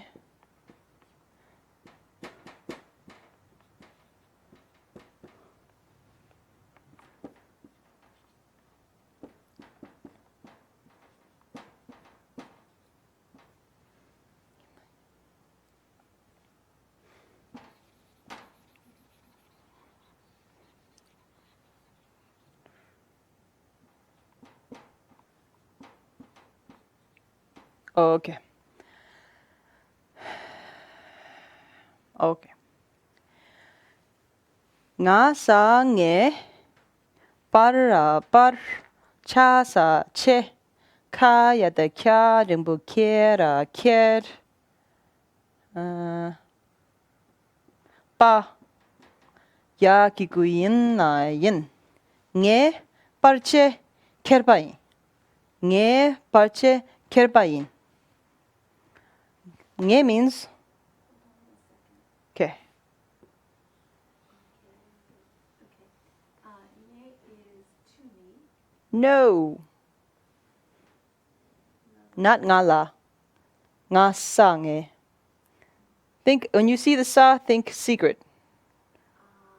It's the agentive. Yes, which means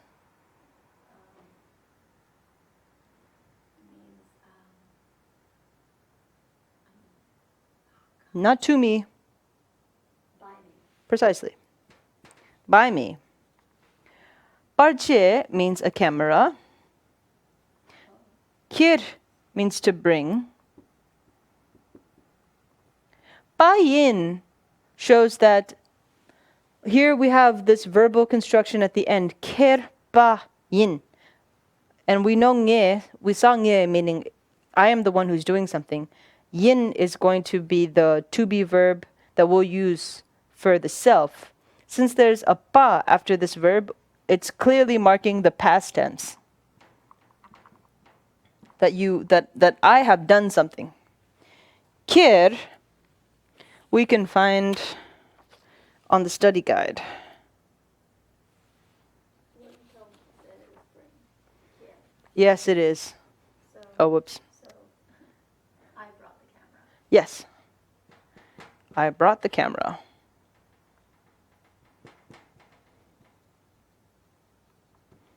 Nge parche kerpai. The pa, sometimes people don't say it. You could just say nge parche keri. I'm writing it out because technically it's better and it's clearer, but people don't always say that. So heads up. Sometimes the way things are spoken is different from the way things are written. That happens all the time.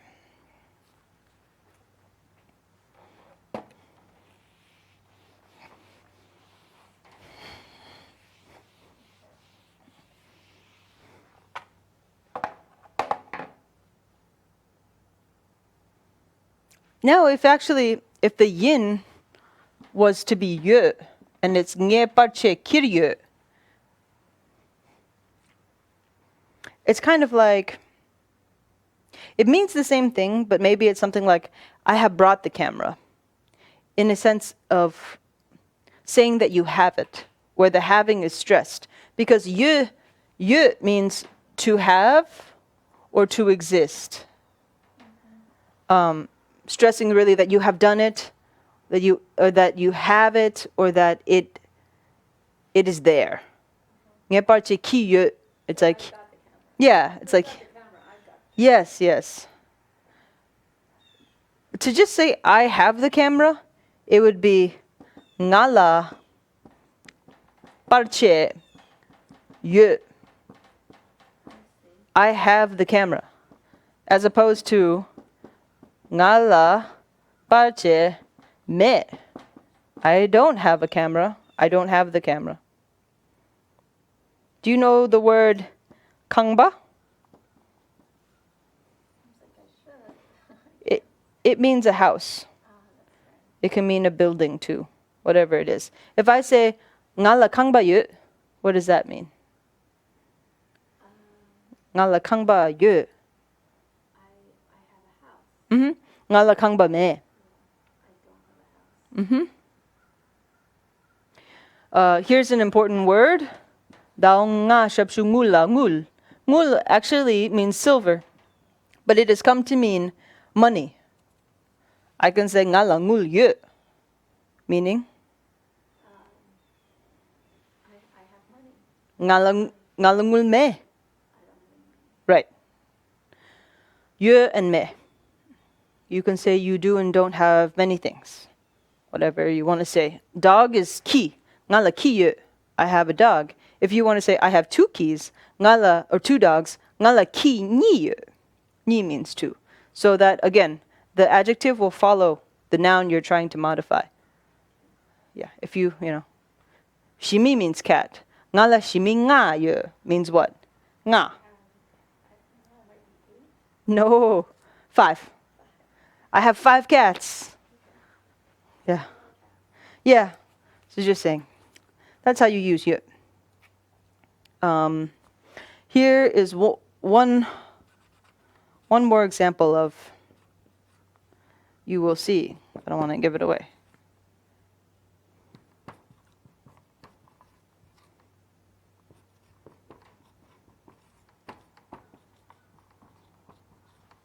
Okay. Would you read this when you're ready?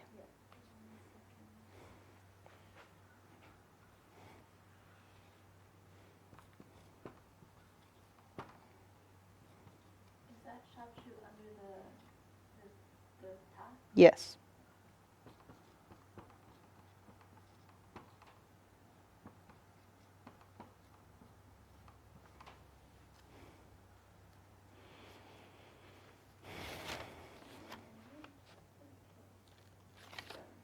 So it says,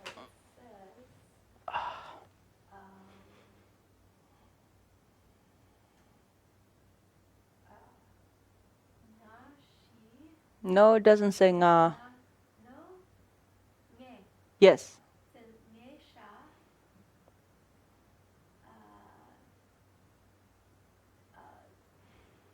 tu, kye, yu. Nge sha tup ki yu. Nge sha tu ki yu. Well, it starts with nge. By me. Okay. Sha, do you remember this one word? It's a 1-letter word.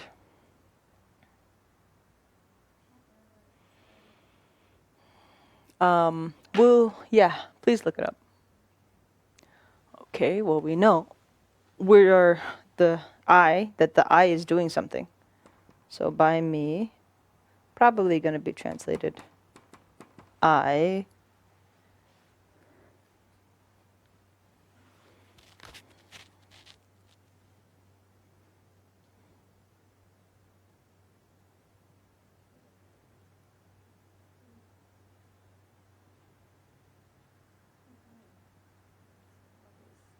Translations here.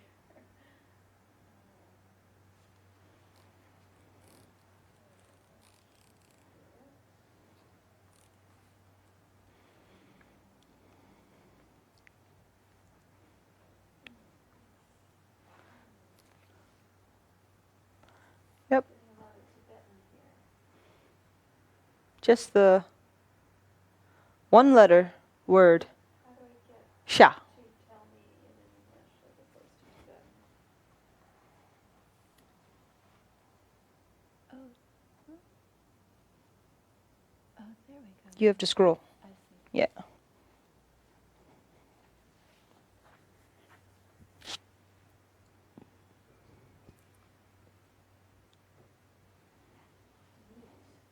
All right. Meat. What is tup? Gaog tasha shutu ba tup.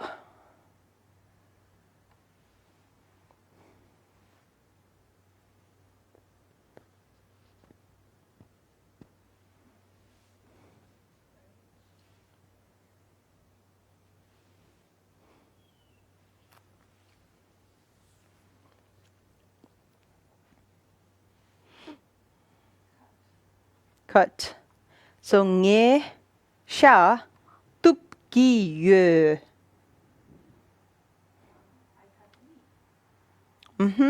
Yeah.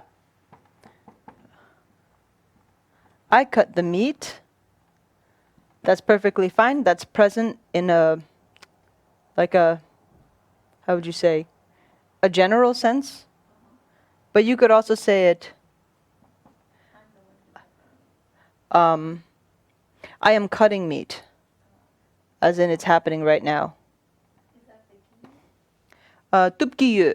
Yeah, tupki yu this construction, when this is present, tup is also written in the present tense of the verb. Tupkiyu means I cut meat, or I am cutting meat. So the kiyud is the one that makes it possibly a continuing action. Yeah. Okay. Mm-hmm. If we just said nesha to yud, then that would just be I cut the meat. Or no, Oh. I see. I'm trying to put in the past tense. So That is I'm actually cutting past. meat. So this is right. Mm-hmm. That's past tense. So actually that's wrong. I am cutting the meat is the correct way to translate that. Yes, this could another. If we want to check out other tenses, we could say ngesha tupki yin means I want to cut the meat, or I will cut the meat. Ngesha tuppayin, I have cut the meat.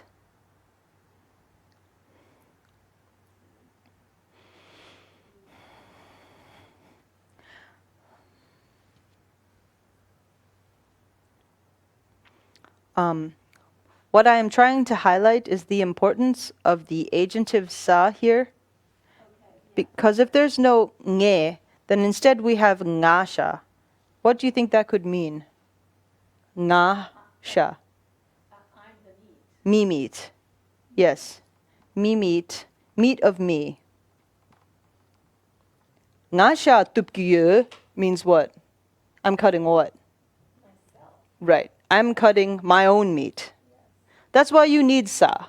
Because it's by you that meat is being cut. Not you meat, not your meat that's being cut. So it's not me as the meat, it's the meat that I have on my plate. Right. That it's just meat. Yeah. Yeah, any meat, but not your meat. Right. So, So the meat's being cut. Or right. My meat is being cut.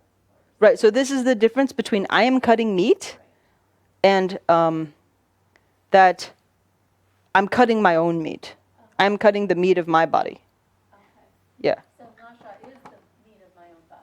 Yes, because for example, if you say nyasha, nyasha means fish meat.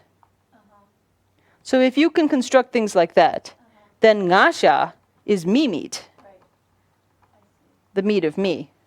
Technically, there's no possessive particle, which we could use to say the meat of me, or meat or my meat, meat belonging to me. But even if there isn't, ngasha would be me meat. So, as opposed to, I cut my meat, or I am cutting my meat. You can say ngesha, which would again be my meat. I mean, it could either be this like kind of gory situation where you're cutting your own meat. It could also be understood if it was like maybe this, it could be the meat that I own. Ngesha, my meat, not your meat, but my meat. The meat that's on my plate as opposed to your plate. Right. But if we're trying to say that you are the one who is cutting meat, you're really gonna want the sa.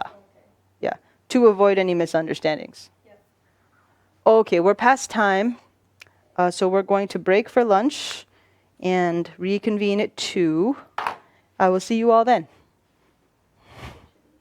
My pleasure. Okay.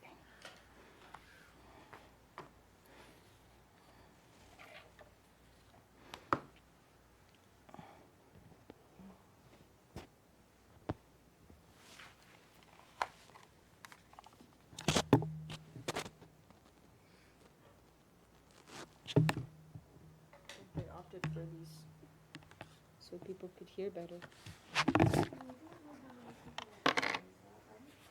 I have no idea. Yeah, if there were a lot of people on, then this would be a good thing to do soon. Right. And if not so many people are on, then maybe not. Yeah. I mean, I'm finding it incredibly helpful. That's and good. if you did more of these, I would find it incredibly helpful.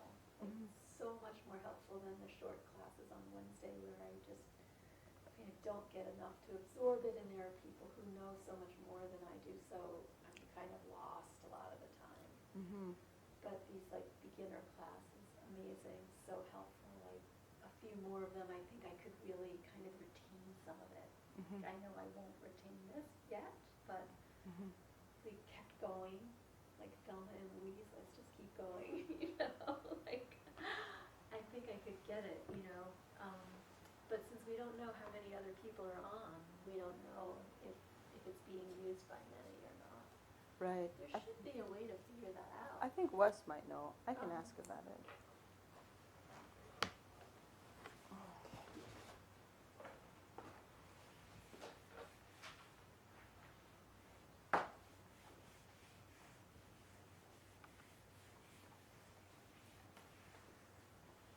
Yeah.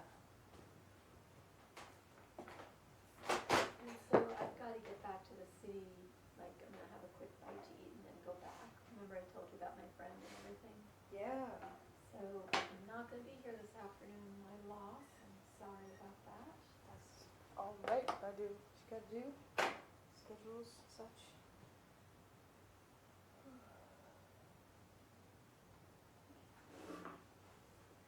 I think they must have made something. I smelled something.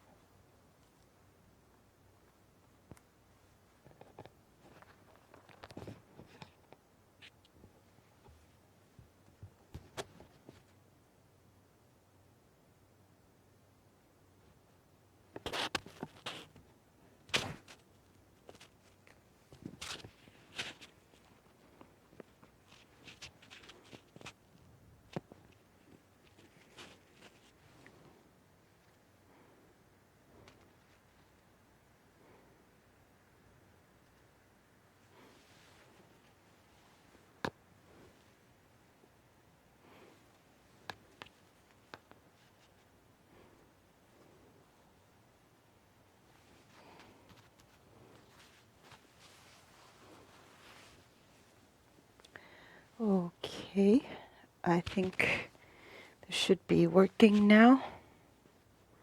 I turned it on. Let me just make sure it's green. Okay. Well.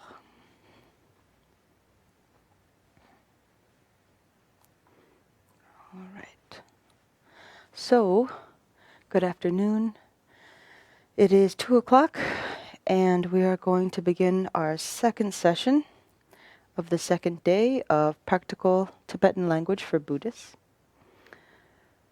This morning, we went over the Refuge prayer, and now we're going to continue with another very popular prayer we all know. It is called the Four Immeasurables, or the Tsime Shi, where we make our aspirations for all sentient beings. So, let's begin.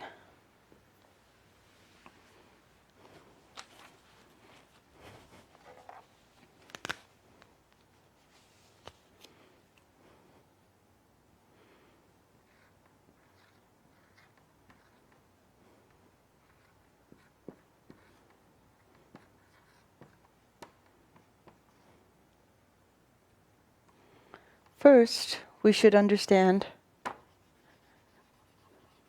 what this prayer is about. And when I say Tsime Shi, or the Four Immeasurables, how we get the meaning. Here we have Tsa Da Tse, Tse, Ma Ringbu Me Ta Me, Baog Sha Kigu Shi. Tse Me Shi. Tse means measure, or a measurement. It can also be understood as amount. Me means not having. Shi is the number 4. So we've seen this many times, like with Iden Nga, if you've ever seen Kunchok Sum, things like that, where the amount of the thing will be featured in the name at the end. So here we have Tse Me Shi. This means those 4 that have no measure. Some people translate this as boundless. I'm going to stick with immeasurable. So the 4 immeasurables. The 4 immeasurables. So first, we should review what are the 4 immeasurables. Maybe you already know. The first one is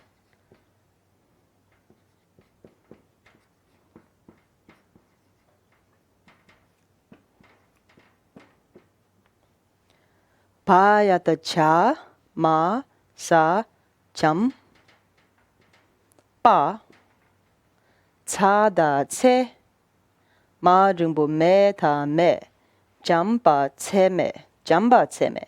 Again, it's the same Tse Me as before. It means immeasurable. So the ending will end with immeasurable. Jamba means loving kindness. It's also a given name. Loving kindness. But actually in English, we're going to flip it. So we're going to say immeasurable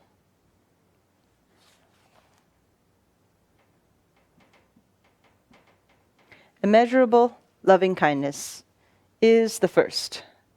I'll write the Tibetan 1. Now here is 2.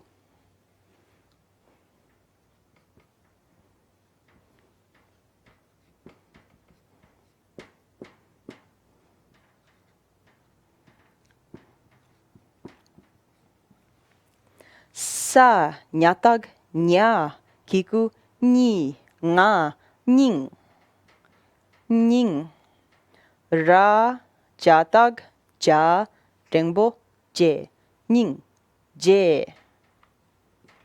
ca da ce ma ringbu me ta me ningje ce me. So, since we had to put it in the front before, we're going to do that first. Excuse me.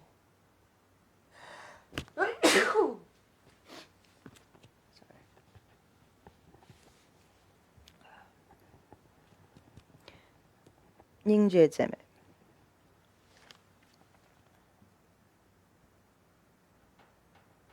I'm sure you've heard of this word ningje.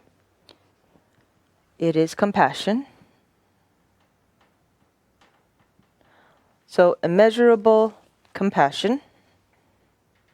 Number 3.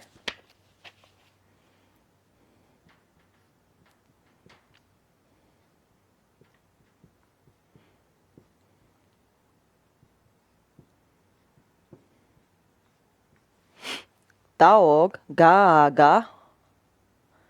This is a ba, but oftentimes when it's alone, it'll be pronounced wa. And it is often pronounced wa when it is the second syllable in a word. So here gawa actually is one word.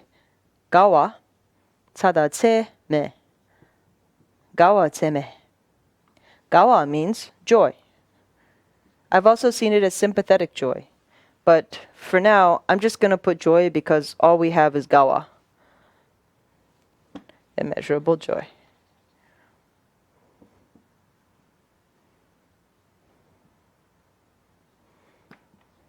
Also, gawa can be understood as to like. So if you want to say that you like something, you would use ga. For example, the simple sentence, te la ga.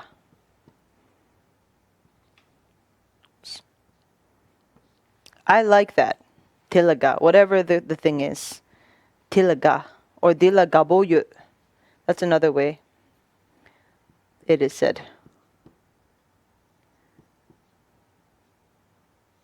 Turning ga from the verb to ga into a noun. Gabo meaning enjoyment. Dilagaboyu. I have enjoyment of that. It sounds funny, but it's just to say like, I have a fondness of that, rather than I am fond of that or I like that. So this ga is used all the time. Gawa tseme, immeasurable joy. And last but not least,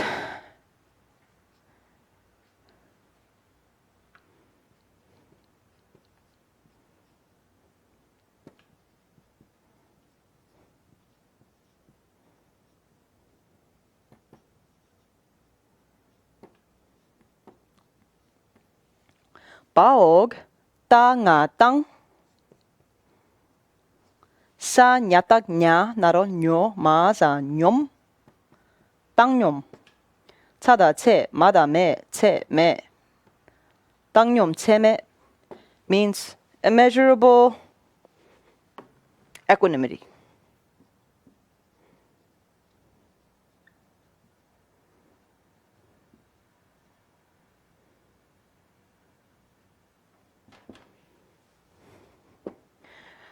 Okay, so here are our 4 immeasurables. Chamba are tseme shi, chamba tseme, ningje tseme, gawa tseme, and tangnyom tseme. As for the prayer itself,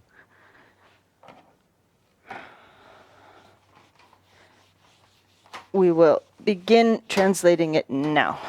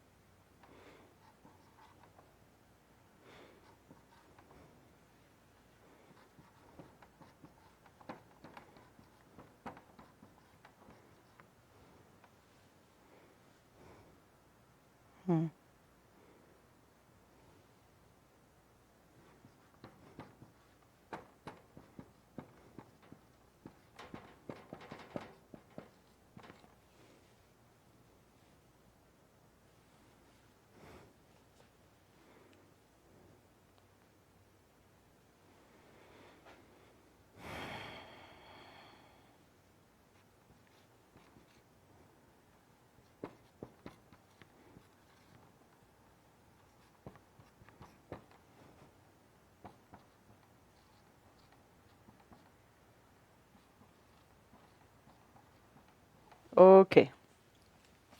Sorry, it's kind of crooked. Sa jingbu se ma sa sem, cha na chen, sem, chen. Ta ma sa tam, cha da che, tam che. Baog da jingbu de, wa. Here you see this again, the ba turning into a wa. De wa, at least the sound of it. Dang. De we. This is baog da jingbu de. And this is the wa plus a ha kikui, turning it into, you're adding the sound wa and yi becomes we. And often pronounced we. De, we. You could say de wa yi if you wanted to, or if you blend it all, really, it's de we. Gyu. Ragata gayata gya shipshu gyu. Dang. La da da da na den. Para par. Gayata gya shipshu gyura gyur. Chik. Sem chen tam che dewa dang. Dewe gyu dang dem bar gyur chik. Okay. Semchen, maybe you know this as sentient beings. Sem means a mind. Chen is like a personifier. So it is the thing that has the mind. Sem chen. Anything that has a mind. So that's animals, humans, insects, whatever it is. Whatever has a mind is a sem chen. Tamche means all. Completely, entirely, all of them. Dewa is wellness or happiness. Dang, as we said before, often means and. So dewe gyu. I'll start with gyu. Gyu means a cause. It means a couple things, but for this prayer, gyu can be understood as a cause. Dewe gyu.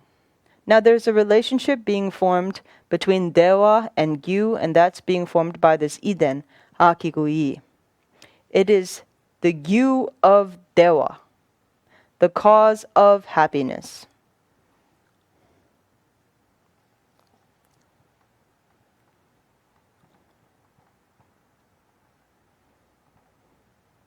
I'll give you more examples later of how to use gyu. You could say anything. You could say the cause of happiness, the cause of sadness, the cause of pollution, the cause of rain, the cause of anything at all. You could use this type of construction to express that, using something with this iden, the corresponding iden, and then gyu. Yeah, cause of surprise or cause of hunger, whatever it might be. Dang, so here we have another dang, but this dang doesn't necessarily mean and. We'll see what it means. Den bar is to be endowed with.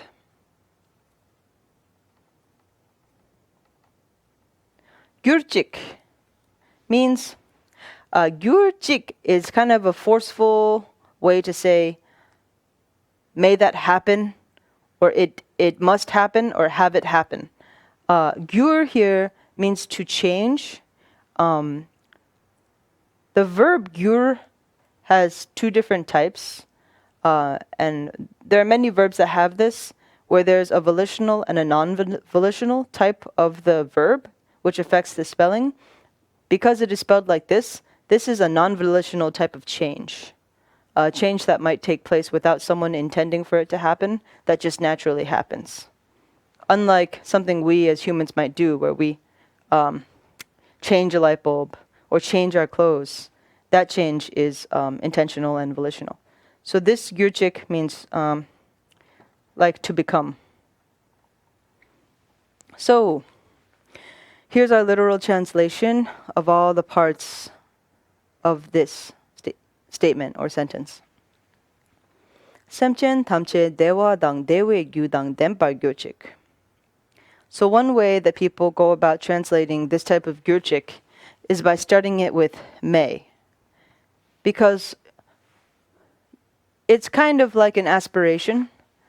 You are hoping or you're praying that something might happen.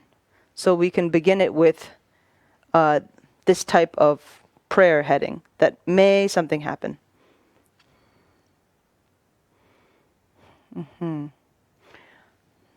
We're praying that it is all sentient beings, that's at the start of the sentence, that all sentient beings become endowed with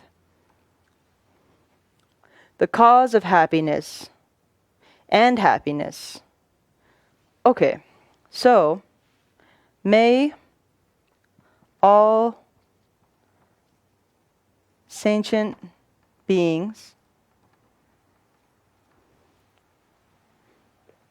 Another word for to be endowed with is to have. May all sentient beings have happiness and the cause of happiness. May all sentient beings have happiness and the cause of happiness. So that's how this meaning comes from this Tibetan statement. Again, here we have dang. When we say dewe gyu dang denbar, this isn't exactly and. Dewe gyu dang denbar. We don't translate it in English. We saw some examples like this before.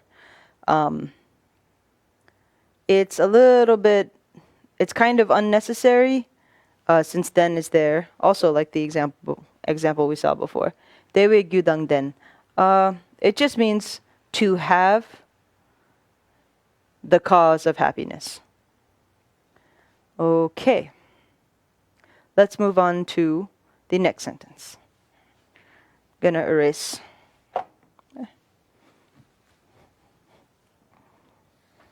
Oh, so that was our first immeasurable.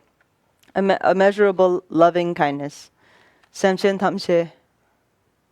Semchen tamshe dewa dang dewe gyudan denpa gyurchik is a prayer that expresses immeasurable kindness on our part.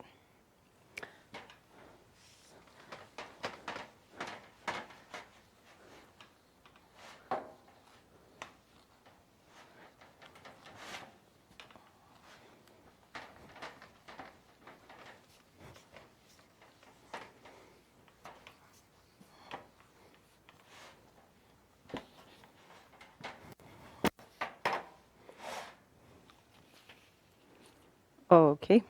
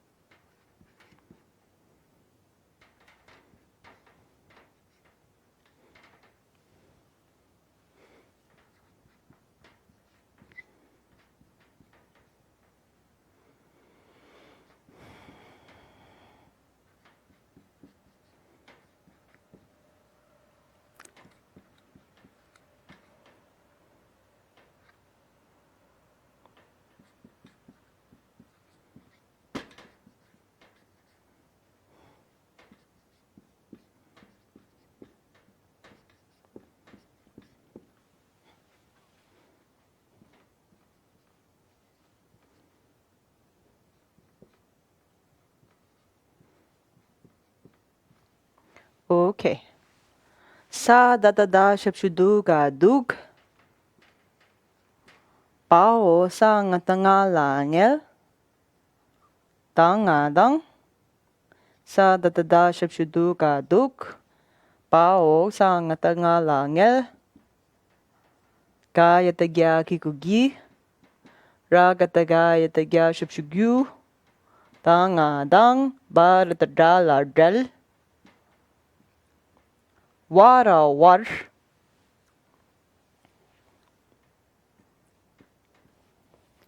Kaya tagya shapshugyura gyur. Cha kikuchi ga chik. Du ngel dang, du ngel gi gyu dang, drel war gyur chik.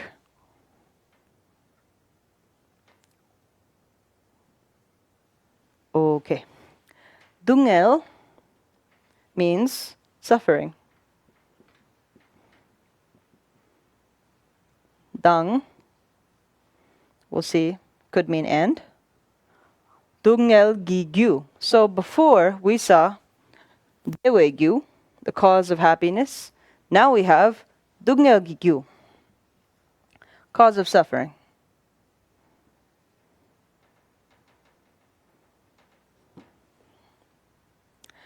This gi is chosen because of the suffix la. We went over that chart, and it's also on your reference sheet and study guide, which I can give you if you don't have. Dungel gi gyu dang. Here's that dang.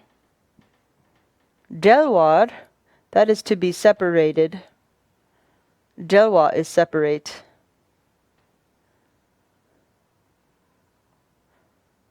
Delwar gyur is to become separated. Gyurchik.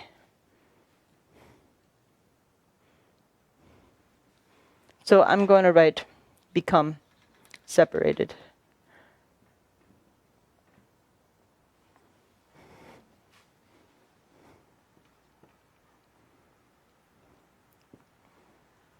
Okay, so like the preceding sentence, it ends with this prayer or this command. The command is that you're praying that something will be separated from something. So, again, in this sentence, it doesn't state who we're talking about, but we did in the previous sentence. So it's a possibility that the subject will carry over. And in fact, it does. So we were saying, may all sentient beings have happiness and the cause of happiness. Now we're saying, may they, those sentient beings, even though I'll put that in brackets because we're learning. And so it's nice to see the times where we have to insert things because of our English language. Yes. May they become separated from, or may they become free, may they be free of suffering and its causes. Suffering and the cause of suffering. Dugngel, suffering, and dugngel gigyu, the cause of suffering. So may they be free of that. May they be free from suffering and the cause of suffering. So this is a prayer that corresponds to immeasurable compassion, because we're praying that they will be free from suffering. Okay. Now, I have to make more room.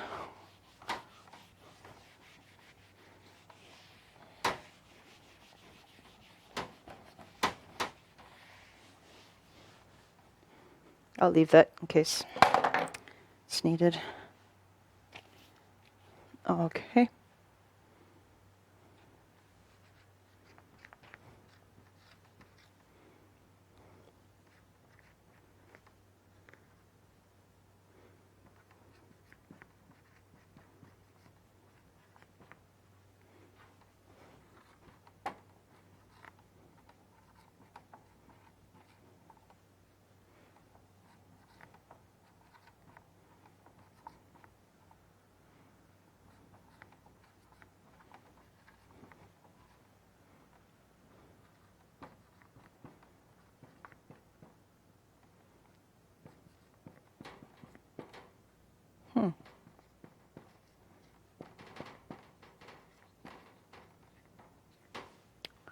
I'm going to make a note.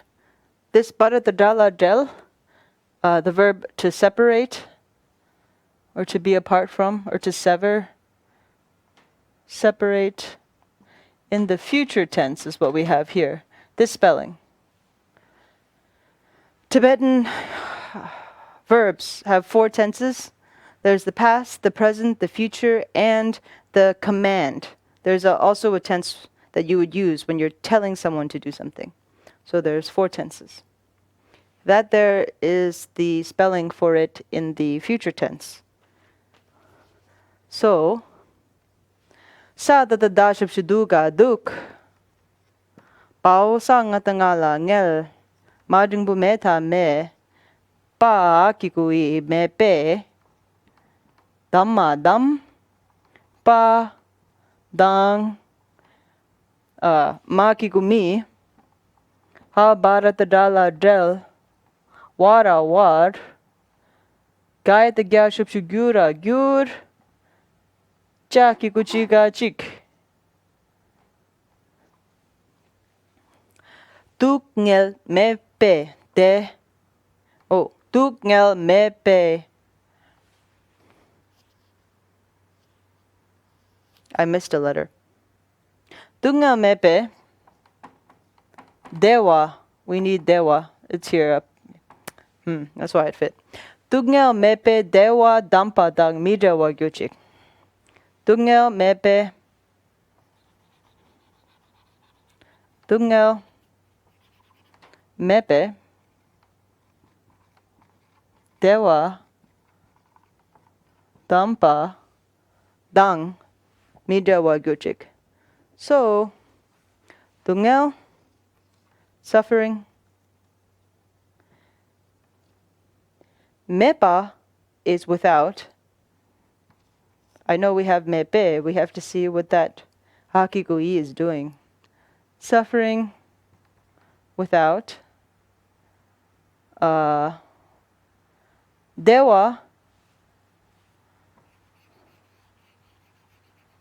Me.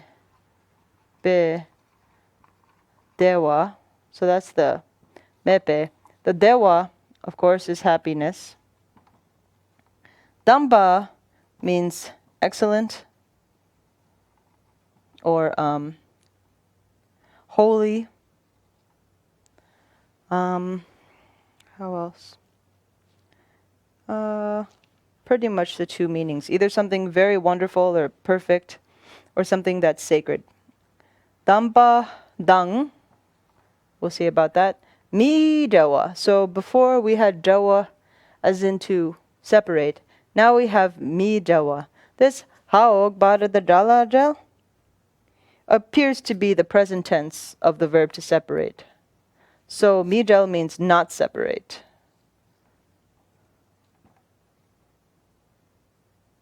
Gyurchik again, to become.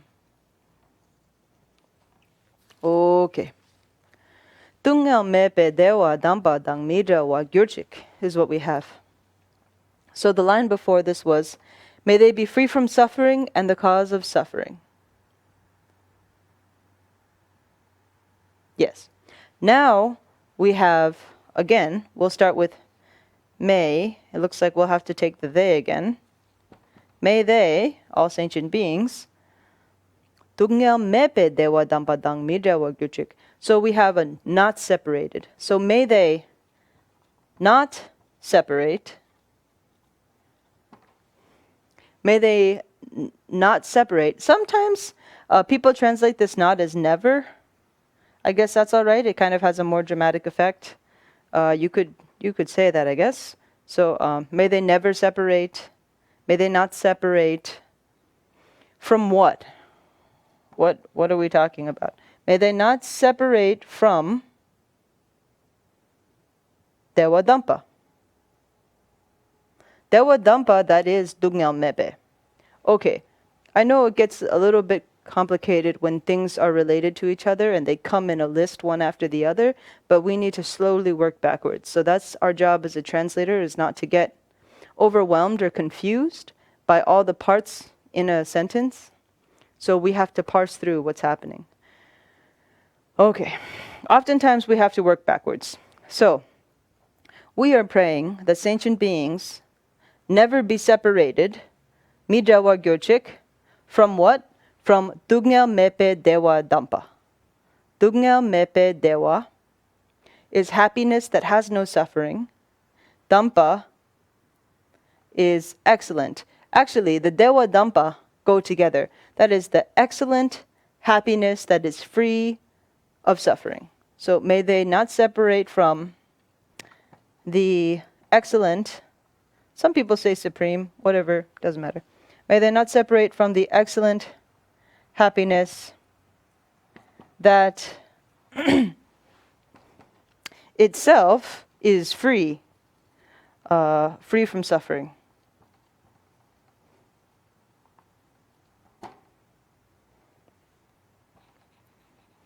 Okay, that is what we're praying for. We said, may sentient beings be free from suffering and the cause of suffering. May they not be separated from the excellent happiness that is free from suffering. That represents immeasurable joy. Finally,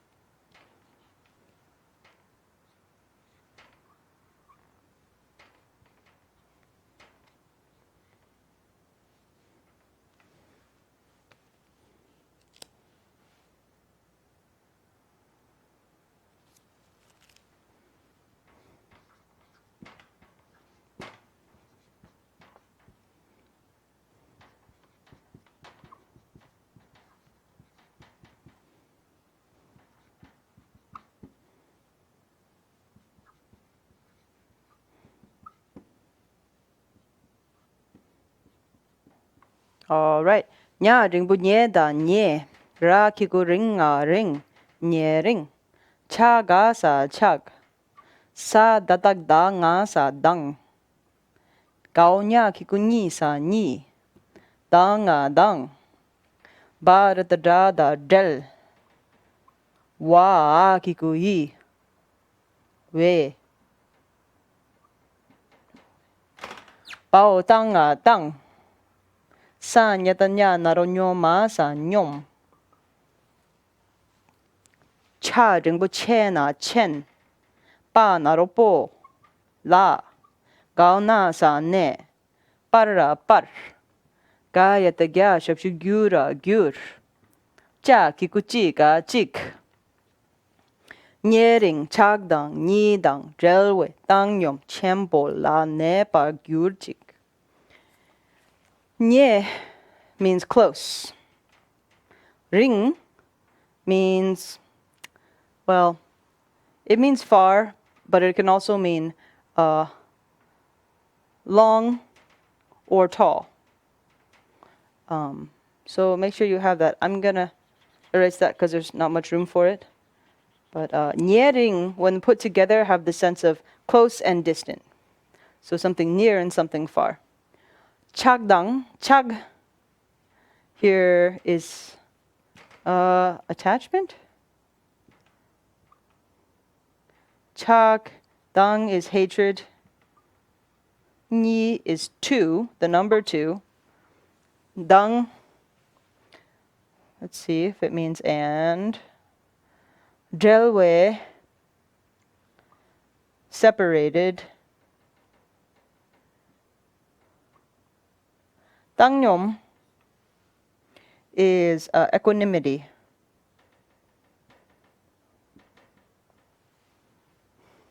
But this akikuyi here is showing a relationship between the tangnyom and what preceded it. Nyering chagdang nidang jelwe tangnyom. This is a tangnyom, an equanimity of what preceded it. We haven't translated it yet, so we'll do that. Chenpo means great or big. La, so here's a la dun. We'll see about what it means. Ne is to abide, to reside. Ne par, to that. Gyurchik, may it become. May they become. So, again, nyering chagdang nidang jelwe tangnyom chenpo la ne par gyurchik. May they abide in this great equanimity, tangnyom chenpo. May they abide in great equanimity. Again, adjectives follow the noun they modify. Equanimity. May they abide in great equanimity. And this equanimity is what? It is separated from. So this dang here would be better translated as dang, as from. This is how we would speak in English. Yeah. May they abide in great equanimity that is free from what? Free from attachment and hatred of that which is close and far. So may they abide in great equanimity, right? Equanimity, that is free from attachment and hatred.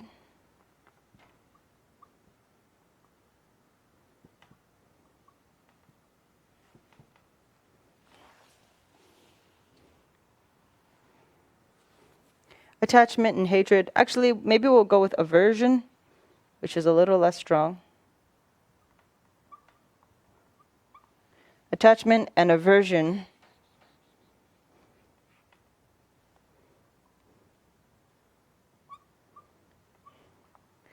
of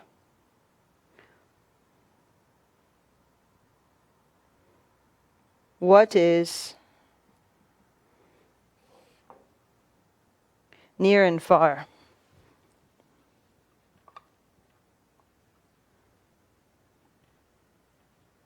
In another sense, to be free of feelings of attachment and aversion for what is familiar and what is unfamiliar. What is near to you, what is far to you, what you know and what you don't really know. So may you not have attachment for what you do know and aversion for what you don't know. That's just an interpretation.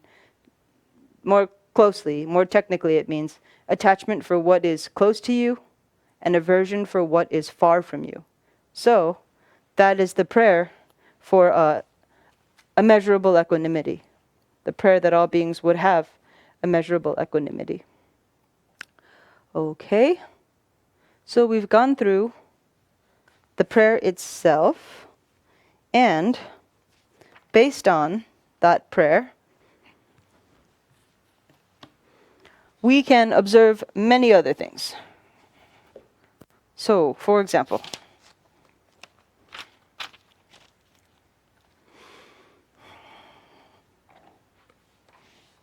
I hope that you've been able to find a copy of this prayer.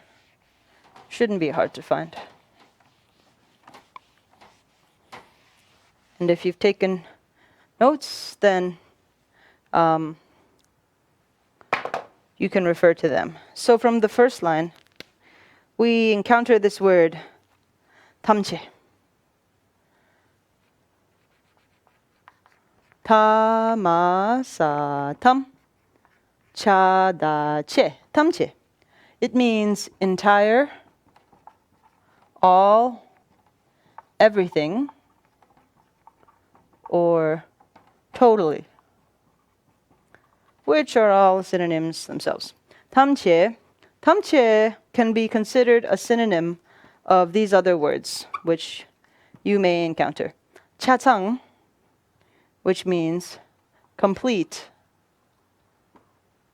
whole, entire. And also, Tsang Ma, meaning all, entire, everyone, or everything. So, here are some examples of how these words are used, and they're quite common, so it's good if you know them. So, although they can be considered synonyms, their usage is slightly different, and I'll try to show that, although for the most part, they are kind of interchangeable.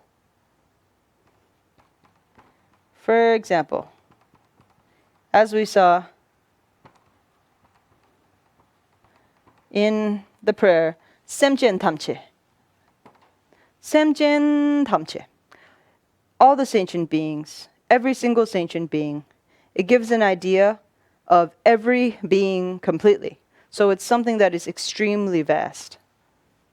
All sentient beings. We can't even fathom it, because we don't even know how many sentient beings are, for example, even in this room.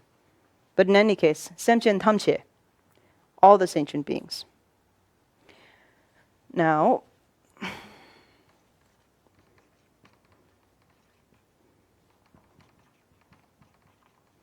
Zamling,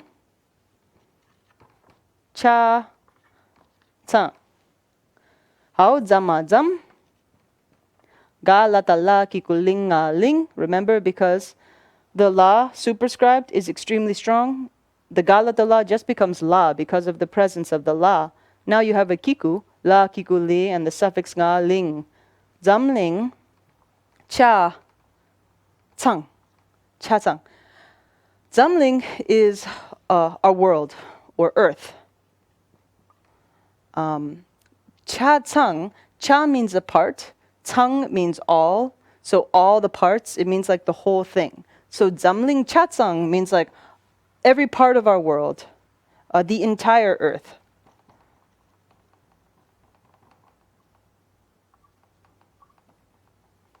The entire earth. No part of it left out. And then, Mi Tsangma. Mi Tsangma means all the people.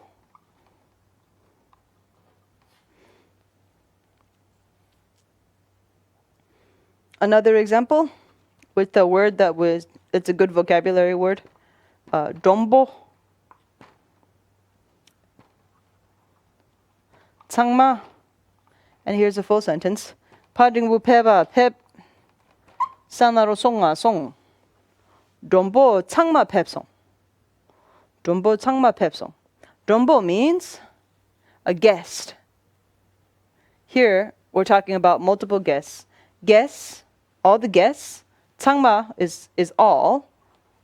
Dombo Tsangma means all the guests. Pep is the honorific of motion, either to arrive, to go, or to depart, or to walk. It's the honorific form. It's ambiguous because you're not really sure.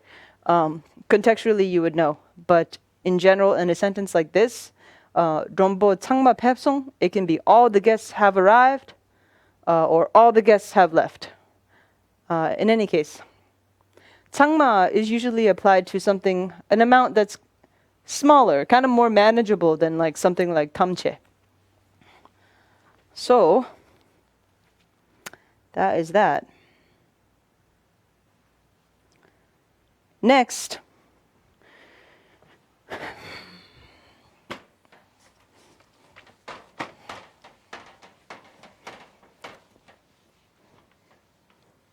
in the first line, we also saw this word gyu. That's our ra gata ga yata gya shupshu gyu. We saw they wrote dewe gyu, as in cause of happiness or the cause of well-being. And we also saw dungel gigyu,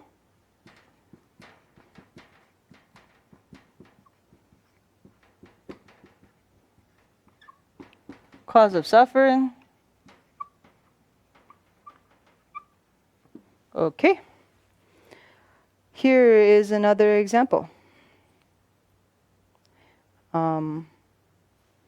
Here's a simple sentence. Pu I, I'll do the separate I then, just to make it clear.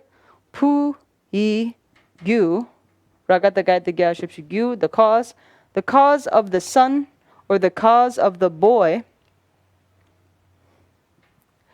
A ma yin. Or we could say ama, well, let's go with the third person. Ama re. Puigyu ama re. Ama means mother. So what this is saying is that the cause of the boy is the mother. Or the mother is the cause of the boy. So here, dewe gyu, cause of happiness. Pui gyu, the cause of the son. And we have the mother. So that's another example of how to use gyu. This word gyu, you may see it a lot. For example, you might see gyupa, which means a lineage. You might see gyu actually alone, meaning familiarity. It can mean to know of someone or to know of something. You might also see gyu alone being used after a verb. Sagyu, tungyu, anything. Gyu would be a thing that would be applied to the verb before it. So if it's sagyu, sa meaning to eat, sagyu is something to eat. Tungyu is something to drink. It can also be used that way. It's quite a vast little word. And another place where you will see gyu is in another very good vocabulary word.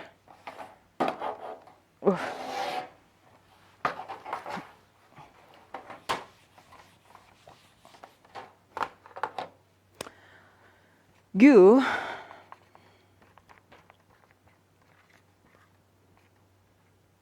ten. Gyunten. Gyuten means a reason. For example,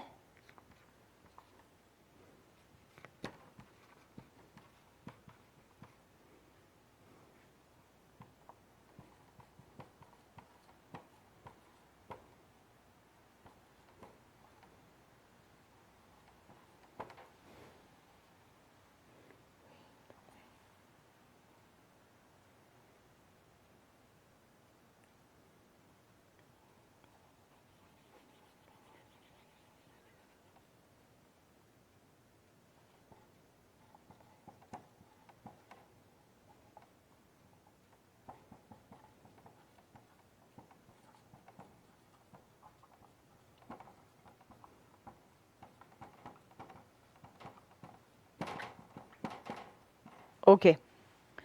Panaro pöda pö, yakiku yiga yig, sabadabaya the janaro jonga jong, wa kikui, wei, ragadagaya the gashipshu gyu, mao tsana tsen, manga mang, panaro po, yanaro yota yu, radingbu re ta re.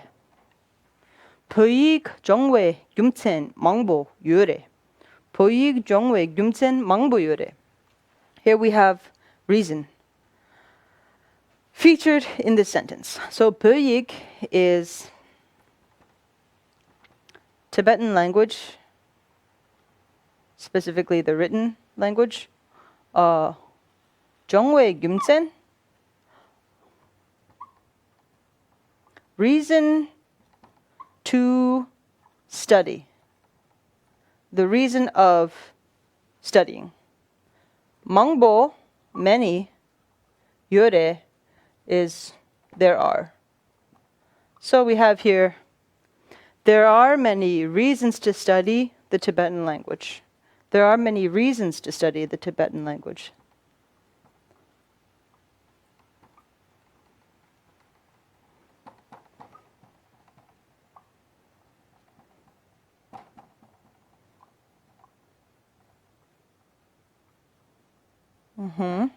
Okay.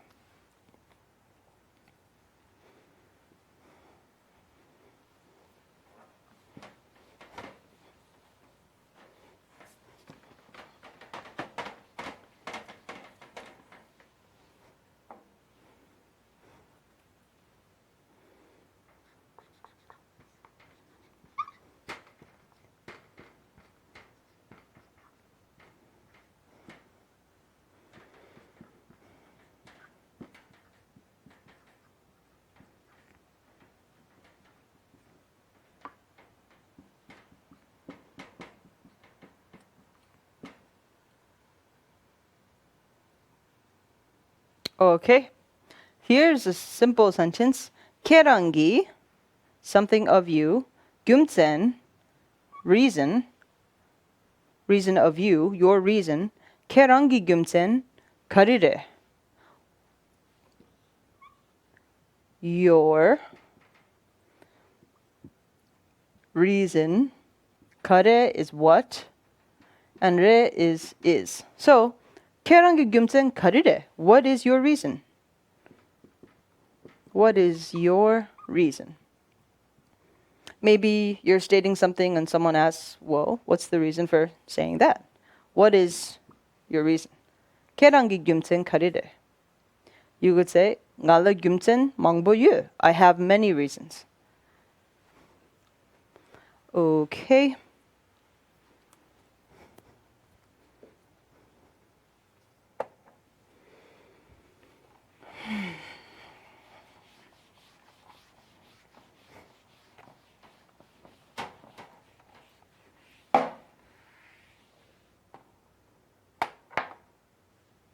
So in the prayer, we saw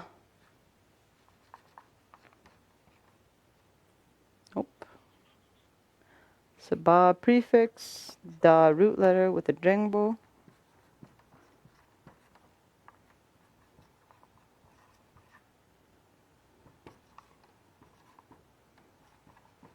We saw this statement. Dewe gyudang den. Dewe gyudang den. Dewe gyu, cause of happiness. Cause of happiness. Dang den. Endowed. Having. So, to be endowed with happiness. With the cause of happiness. To be endowed with the cause of happiness.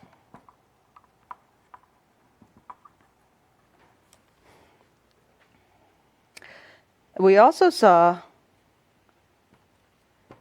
Denpa Gyurchik.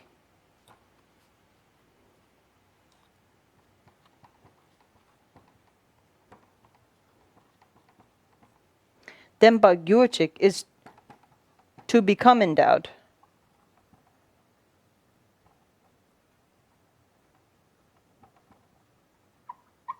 To become endowed. To come to have. This is similar to another common ending using shok.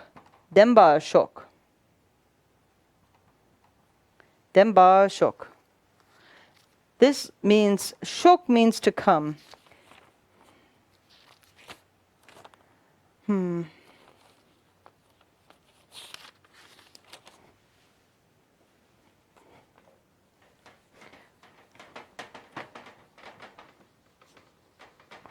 Shok you'll hear much more colloquially.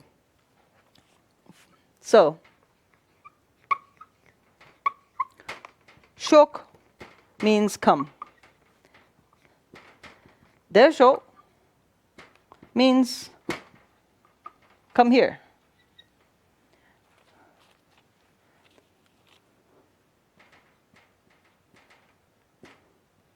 Yongpar shok means may it come. I know shok means come, so does yong. Yongwa shok, a little bit redundant in Tibetan. May it come to come, but we just say may it come. Anything that you put, any verb before par shok, the meaning of that is may that come. So for example, we could say something like top par shok.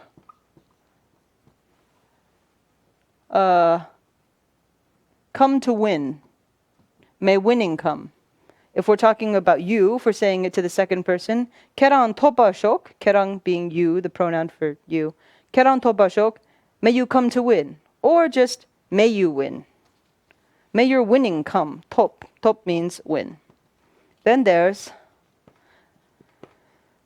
you could say, kerang tarba shok.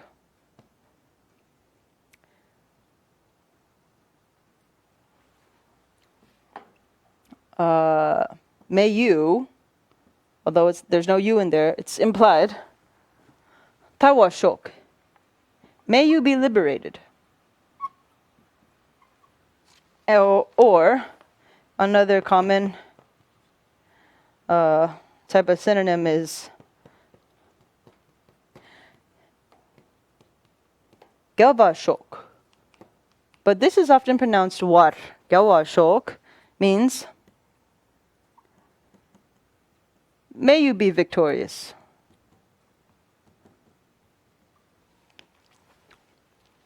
So this, you'll see a lot, like dashi shok, may it be auspicious, and so forth. Here we are. Okay. Then bashok, come to possess.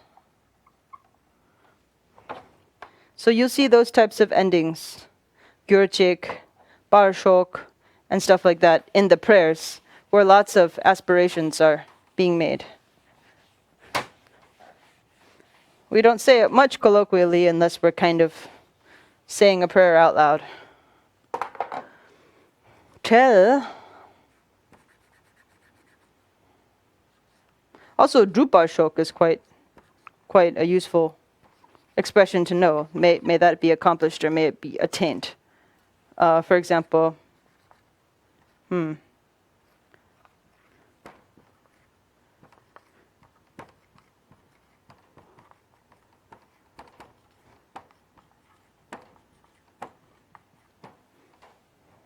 did they spell this?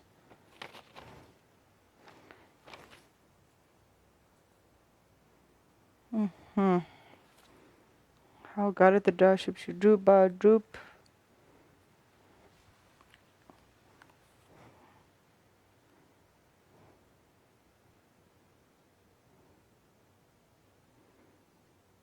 Okay.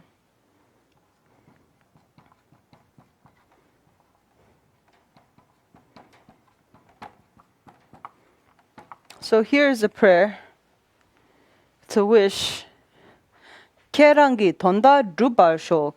Your purpose, drup, to accomplish, drupal shok, come to be accomplished. Your tonda can mean reason. It can also mean a purpose or even benefit. Drupal shok, come to be accomplished. So, may your purpose be accomplished. Kerangi tonda drupa shok.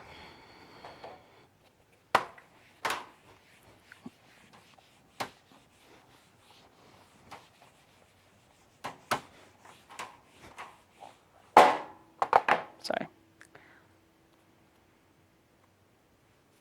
Okay. So we saw this word tel, which means separate. It can mean disconnected, apart. Then there's a more common usage called kajel, which means to be separated from a person.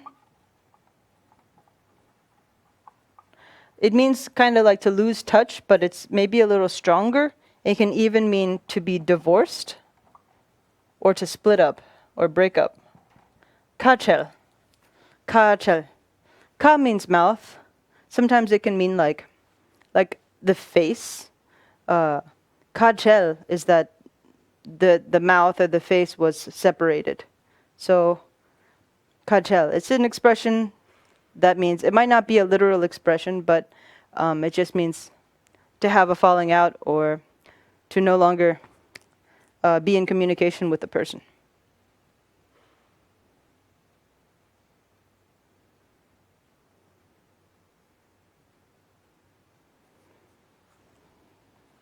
We saw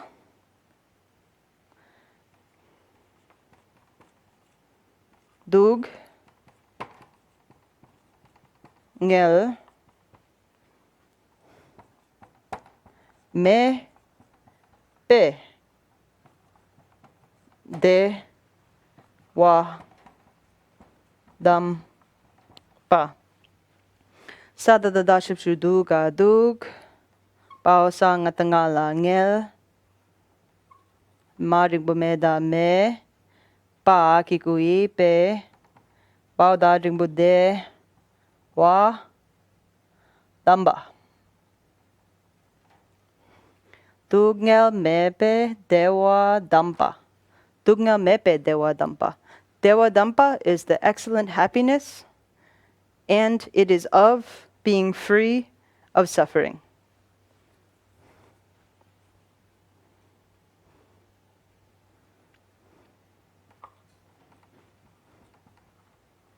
Excellent happiness, free of suffering.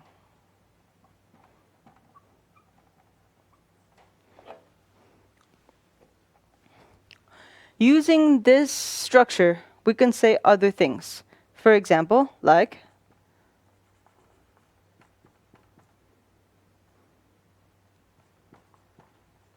kale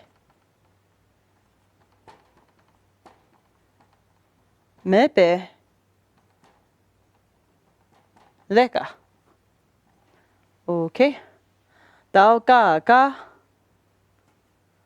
la sa le madring bumeda me pa kikui pe le ka.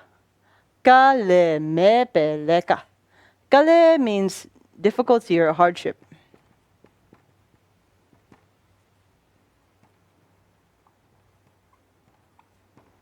Mepe, not having.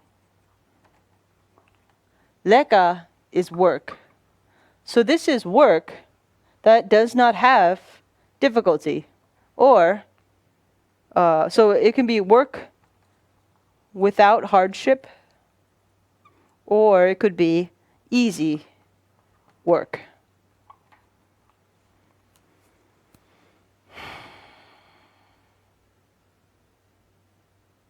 This is the connector that is connecting the two things, the pe, the hakikuhi, or any of the idens,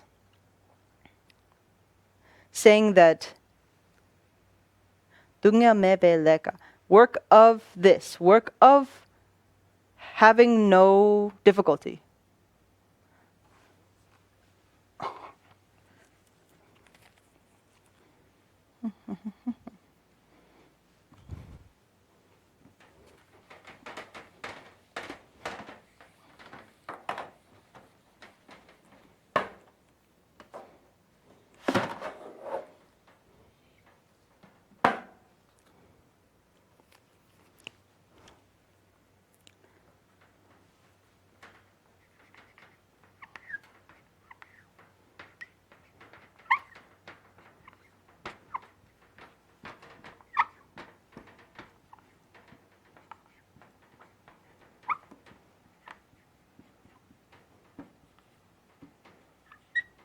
Okay.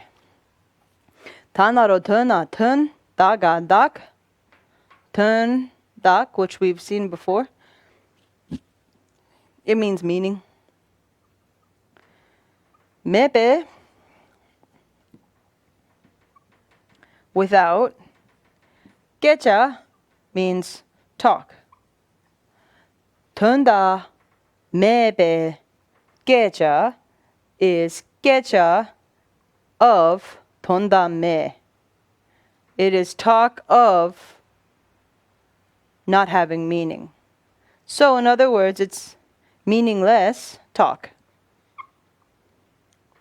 Meaningless talk. Tonda mebe gecha. So you can make any type of construction like that, now that you know.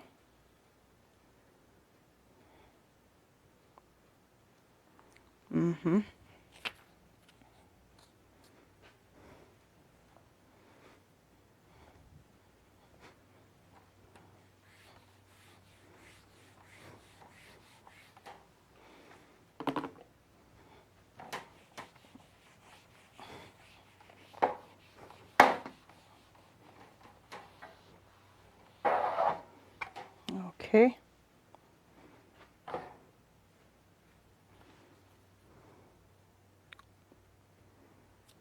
So I might have mentioned to you before about chel, and so how we see here in the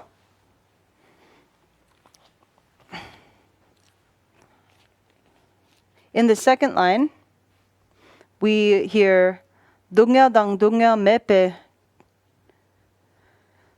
dungel dang dungel gi gyu dang dewa gyochik.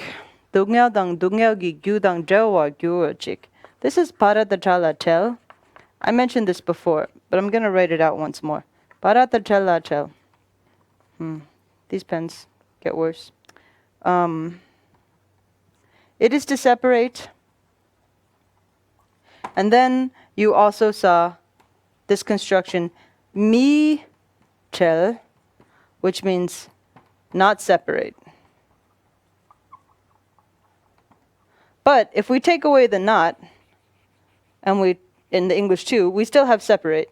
So if you see these two, you may be wondering, well, why are they spelled differently? It's because, as I said, Tibetan has different tenses. So for this particular verb, to separate,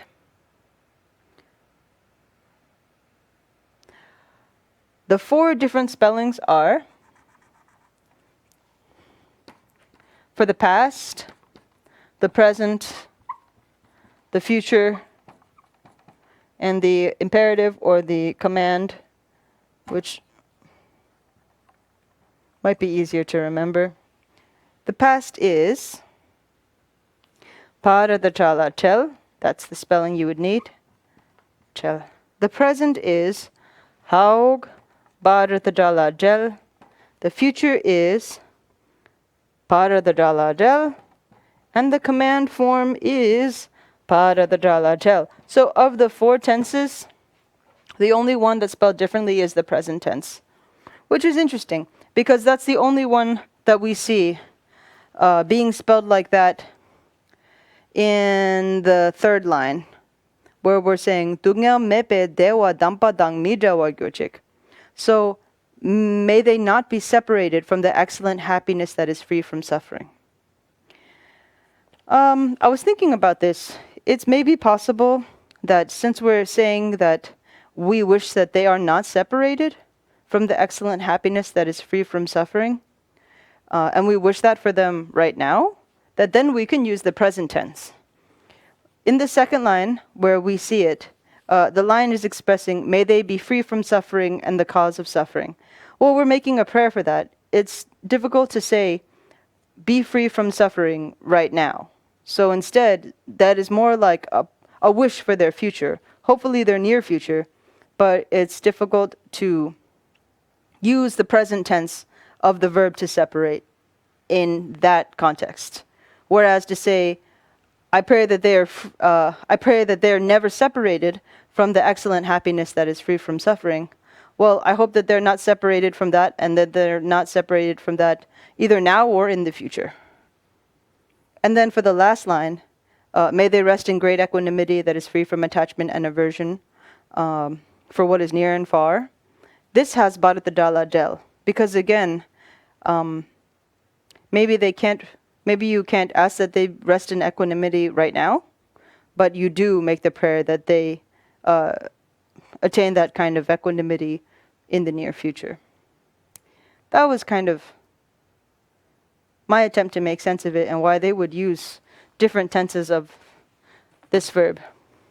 So just going over the fact that all verbs have different tenses: past, present, future, command. Some verbs have volitional and non-volitional. They're called chida letsik and shime letsik in Tibetan. It means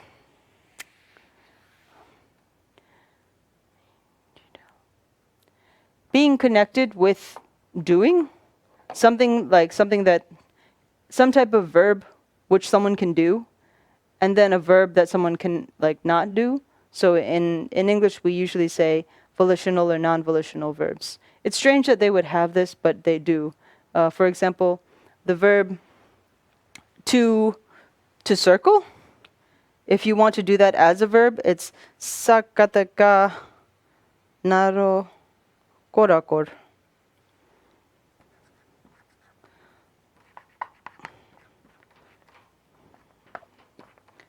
I don't think this is visible.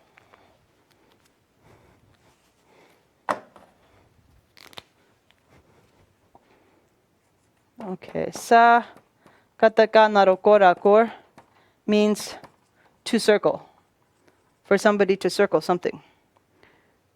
However,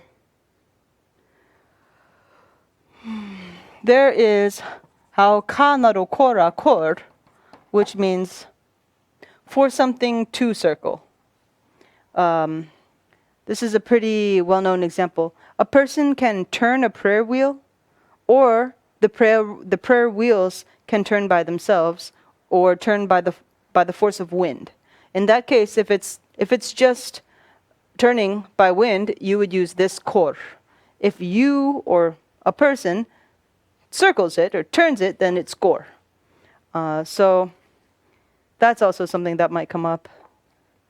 As you're studying the language, you might wonder, why are there different spellings of the same verb? Well, you might want to check and see if there are a chida letsik and a chime letsik form of the verb. Okay.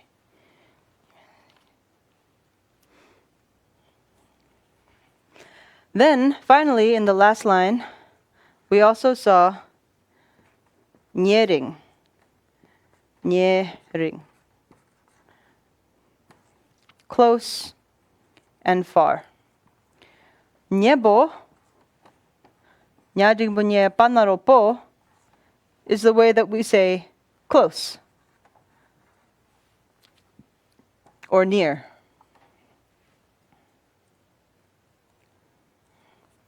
For example,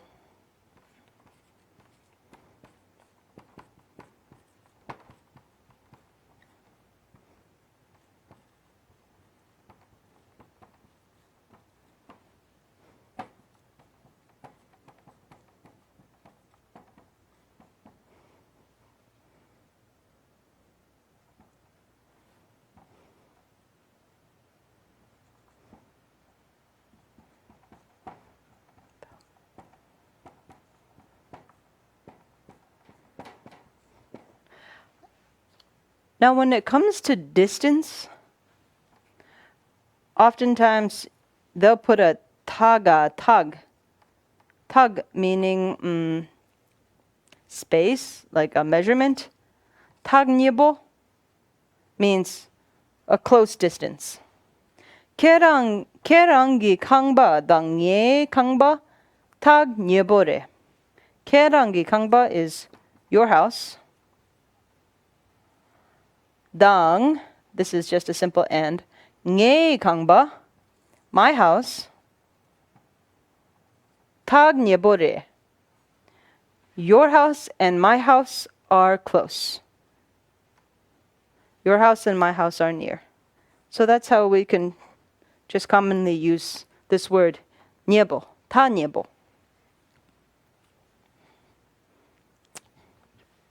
Oh, next mess.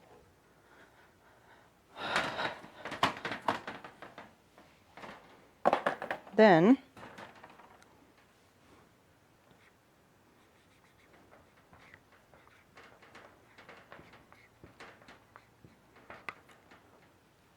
ringbo means tall, long, or far. But actually, I think far, we're going to want the tag. Tag, ringbo, means a far distance. For example, pe dang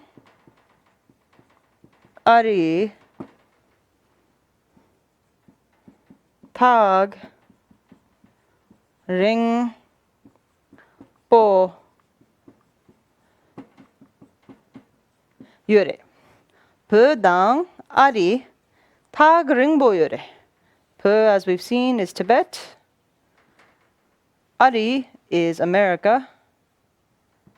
Ta ring po is long distance or a far distance.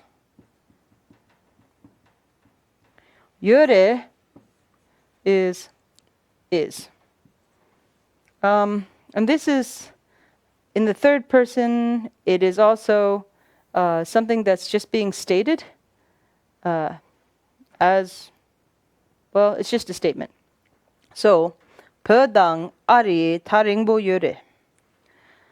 Tibet and America are far apart. That's the best way to render this. Tibet and America are far apart, or there is a long distance between Tibet and America. They are distant. Ta ringbo.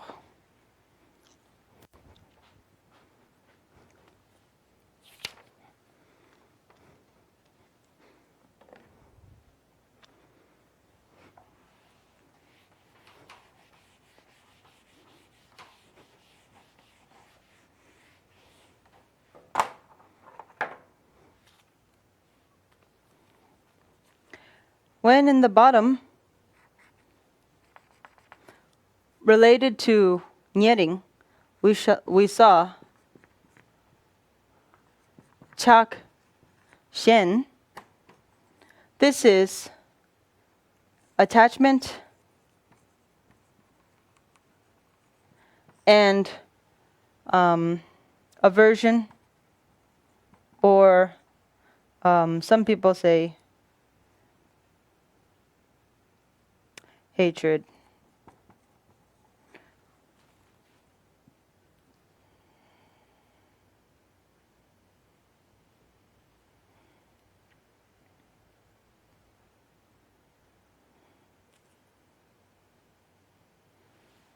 I think it's chagdang, isn't it? Chagdang, whoops. Sadatadang asadang. Chagdang.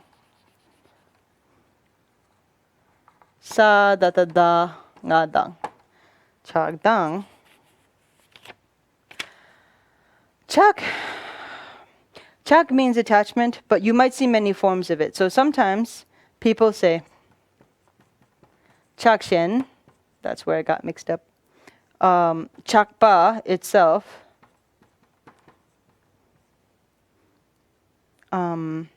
Then there is shenba. So chakshen, attachment. Chakba can be attachment. It also has a sense of passion or even lust. Shenba can be understood as attachment or clinging. Then, as for dang, dangwa can be understood as hatred. And also shedang, shading bushe, sadadadang is also hatred. So what they've done is they've just abbreviated both of these words and put them together. So attachment and aversion, or attachment and hatred, and before nyebo dang ringbo, putting them together is nyering. Now sometimes two opposites can be put together and then they form the scope of the entire word. So for example, ring, like we saw before, ta ring being a far distance, but ringpo being tall or long. Ring, ta shapshu tunga tung, ring tung. I don't believe it has any prefixes. I think that's it. Ring tung means tall and short. Yep. Tall and short. What does that mean? The ring tung? That means the entire length. I don't know if we do this in English, but they do it in Tibetan. So, say, shinga shing, da sadada da donga dong. Yes, sadada da narodonga dong, shingdongi, ringtung. What do you think this means? Shingdongi ringtung. Shingdong is tree. Shingdongi ringtung. The ringtung of the shingdong. This simply means the length of the tree. So that's how these work together. Ringtung, the long and the short. Together means length, the length of the tree. Similarly, you can say, I'm going to. Well,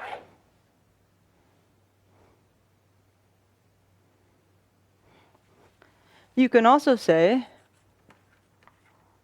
ca, chang. Ca means hot. Chang means cold. Chajang can mean temperature. Chajang.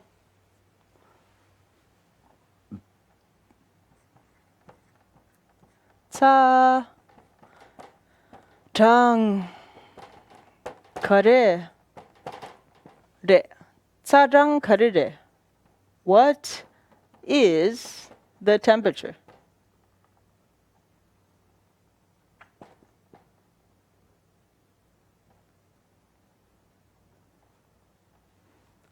Kare means what? Tsarang temp. Re here means is.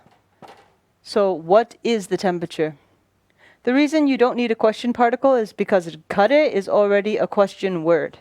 If a question word is featured in a sentence, then you don't need the pe at the end. Without it, you might. The question words that are most common is kare, meaning what. Kapar, often pronounced kawa, is where.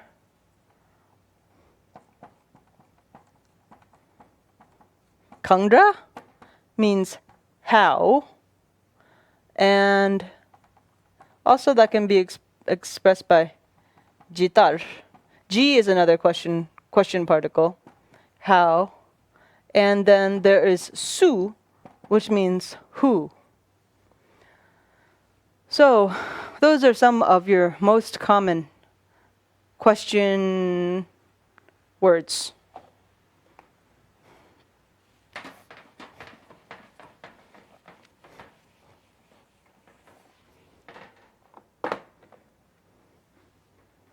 You can make a very simple sentence, such as su re. It means, who is it? Sure. If you hear a knock at a door and you ask your family member, Sure, who is it?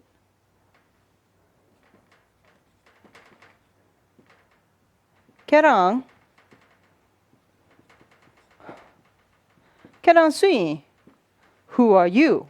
You ask yin because they'll respond. For example, nga dashi yin. Kerang suyin.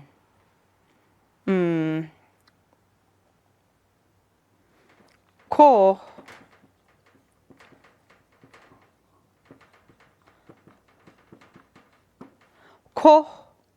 kawa yure.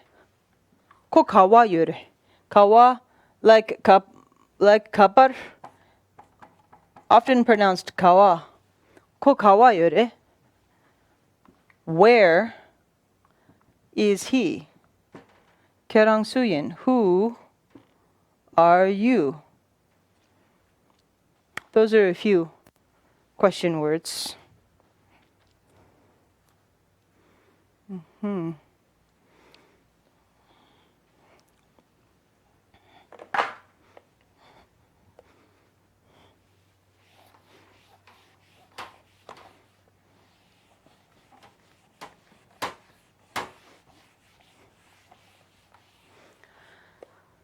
Another very common question where you put two opposites together is this. Rajingbu re thare, ma jingbu, or Rajingbu re thare, ma Rajingbu re thare. Re mare. Re mare. Is it or isn't it? So if you need clarification, you can ask re mare. Is it or isn't it? Whatever you were talking about. Like, tomorrow school is closed. Is it or isn't it? That's how you might use that question.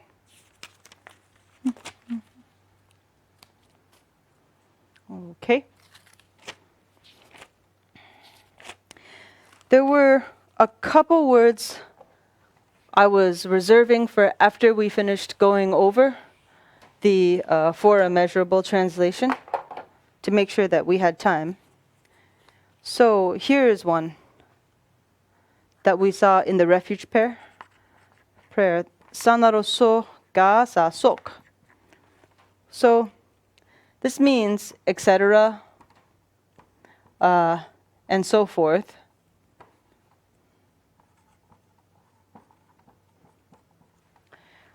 And for example, You might see it in the construction La Sokpa.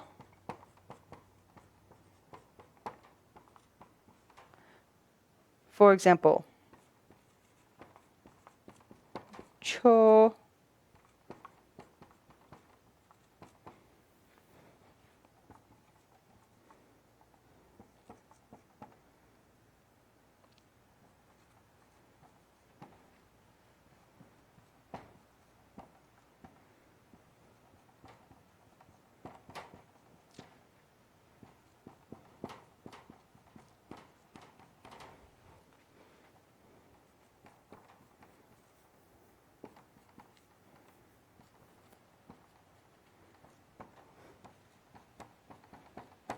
Okay.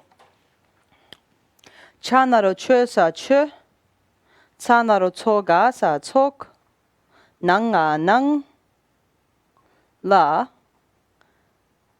changa chang, bao ta shepshu tunga. Oh, supposed to have a shepshu.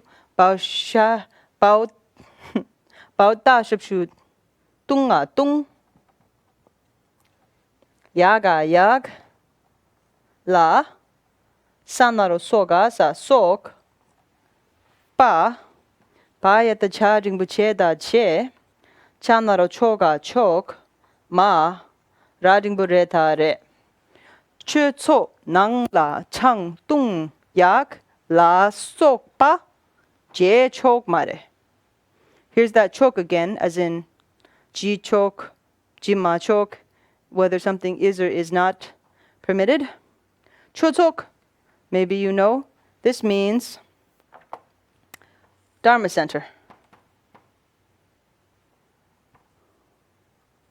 Chotok nangla, within, to the in, so within.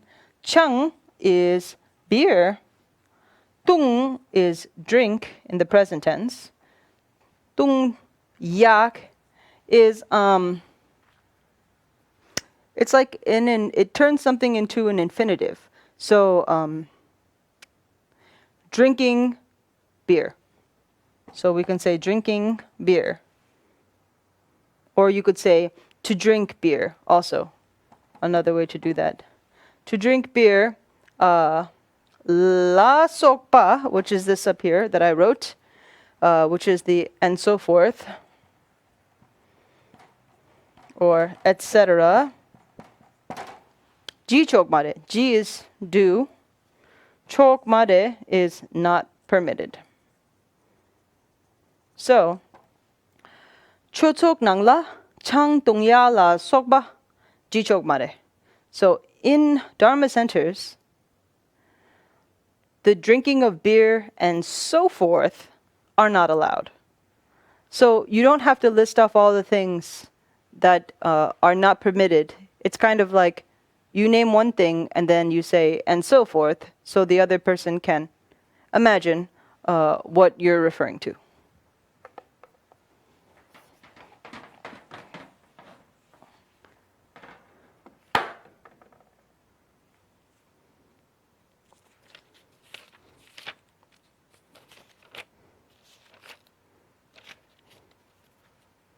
You might also see in your text sometimes where they use La Sokpa to make abbreviations. So if you see something like this, I'm going to try blue because I think both the blacks are wearing out.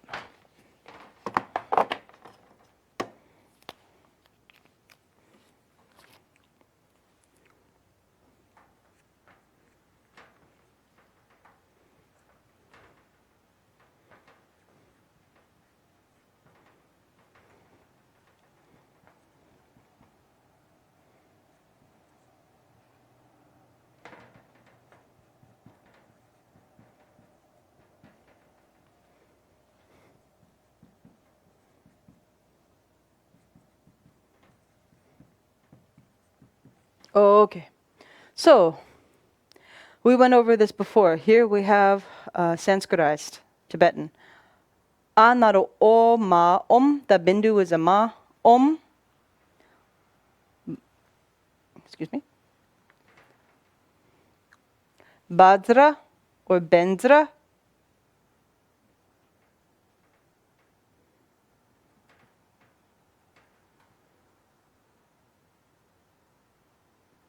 Badzara. Oh, Badzra. Badzra. It's funny. In Indic languages, maybe you'll hear a slight fluidity between ba, wa, and va sounds. And I think that's what's happening here.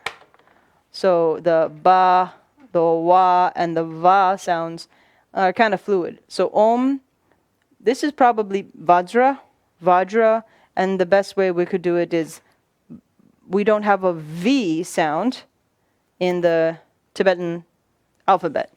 So it's become Vajra when it's in Sanskrit, Vajra. Om, Vajra, Sattva. This is a Wasur, and they sound it. Sattva, which is probably Sattva. Om, Bendra, Sattva, Samaya. Is this starting to sound familiar? Om Bendra Sato Samaya Manupalaya. This is asking you to recite the 100-syllable mantra, but instead of writing it all out, they might write something like La Sokpa.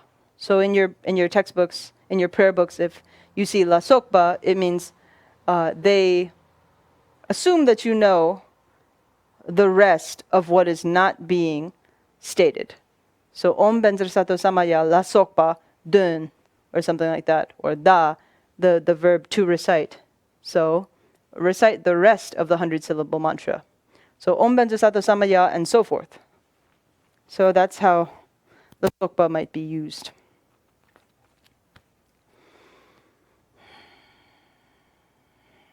Okay. Also,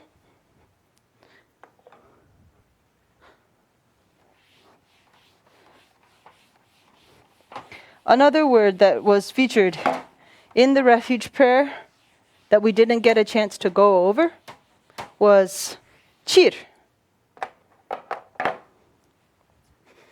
Let's pull that out.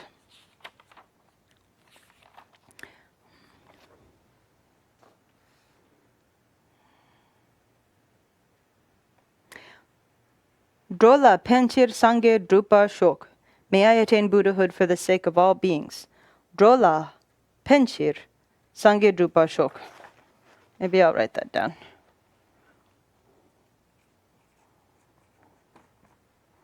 Drola pen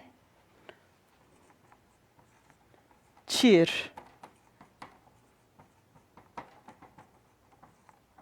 sange. And here's our non-volitional droop, the one where there's no particular agent. Drupar shok. Okay. Drola penchir sange drupar shok. Chir. In order to. We'll start the sentence with that. In order to in order to benefit, pen means help. So in order to benefit, drola, to who? Who are we benefiting? We are trying to benefit the sentient beings. So in order to benefit sentient beings, sangye drupa shok. May, and in brackets, I, attain Buddhahood. Because it would be a lot easier to benefit beings if we had less limitations. If we were Buddhas, it would be a lot easier. So, drola penchir sangye drupa shok. May I attain Buddhahood. Why? So that I can benefit beings better. Now, this word chir is a very useful little word. Chir.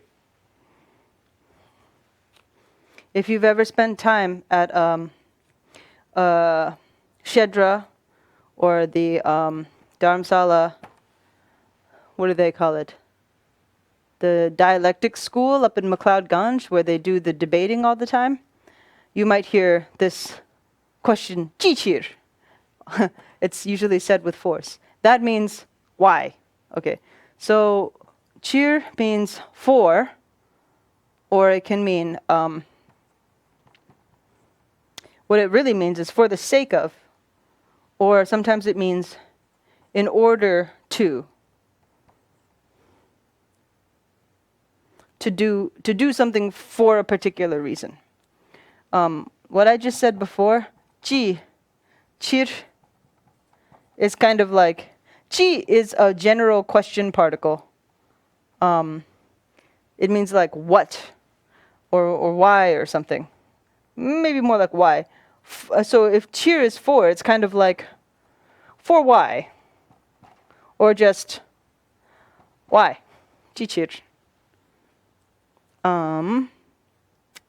So, to show you how we can use chir in our daily conversations,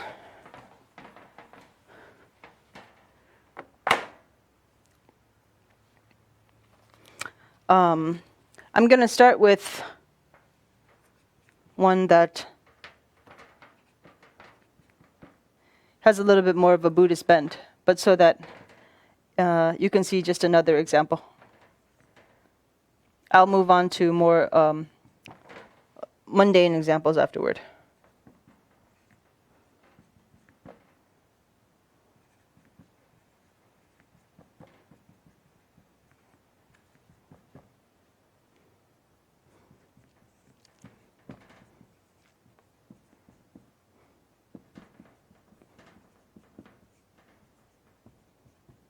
Okay. Sajing busem masa sem, jana chen, sakatakai te kya basa kyap.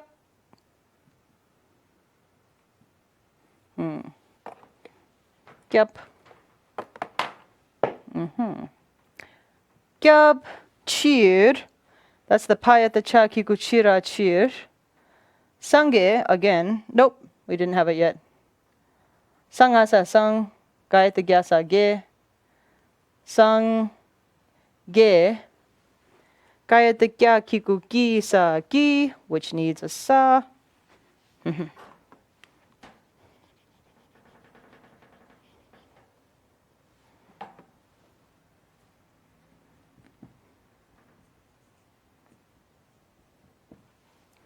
Sange gi, chanaro chusa chu. Gaosa shipshu sung asa sung. Okay, that's an example sentence. Oh, one moment.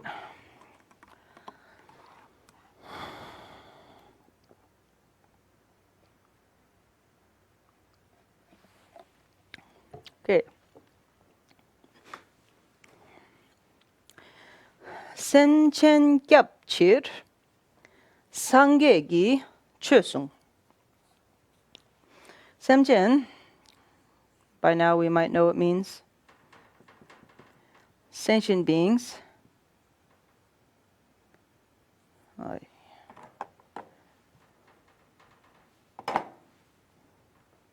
Sentient beings. Gyap means protect. Chir, our featured word, means for the sake of. Sangye, the Buddha. Gi, by the Buddha. Chu is the Dharma. Sung is the honorific form of to say or to speak, or in this case, to teach. So, what does this mean? Semchen gyabchir, sangegi chösung. What's happening and who's doing what and for whom? So, we have semchen gyabchir. In order to protect sentient beings, sangegi, by the Buddha is doing something.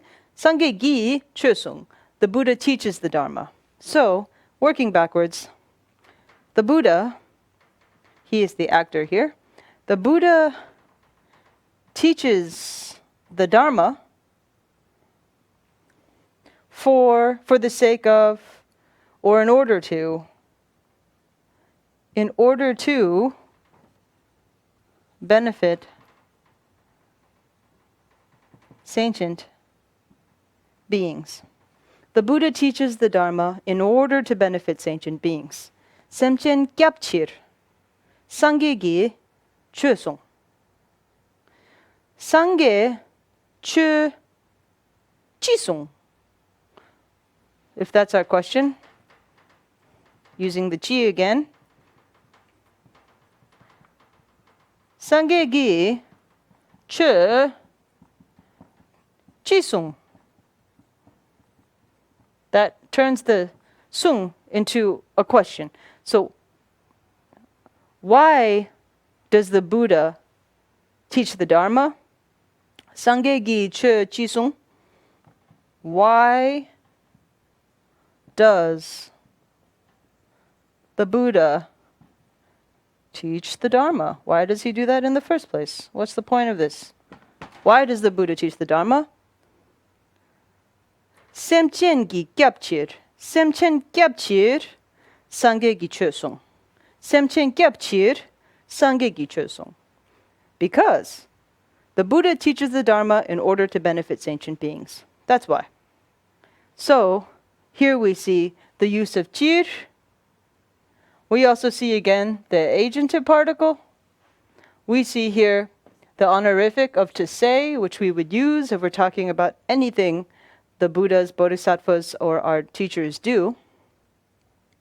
And we've heard gyapsu chi, we've heard gyapsu dro, gyap dro, and certain things like that. But the verb itself is gyap, and gyap is to protect. So the whole refuge thing, it's because we're seeking protection. All right.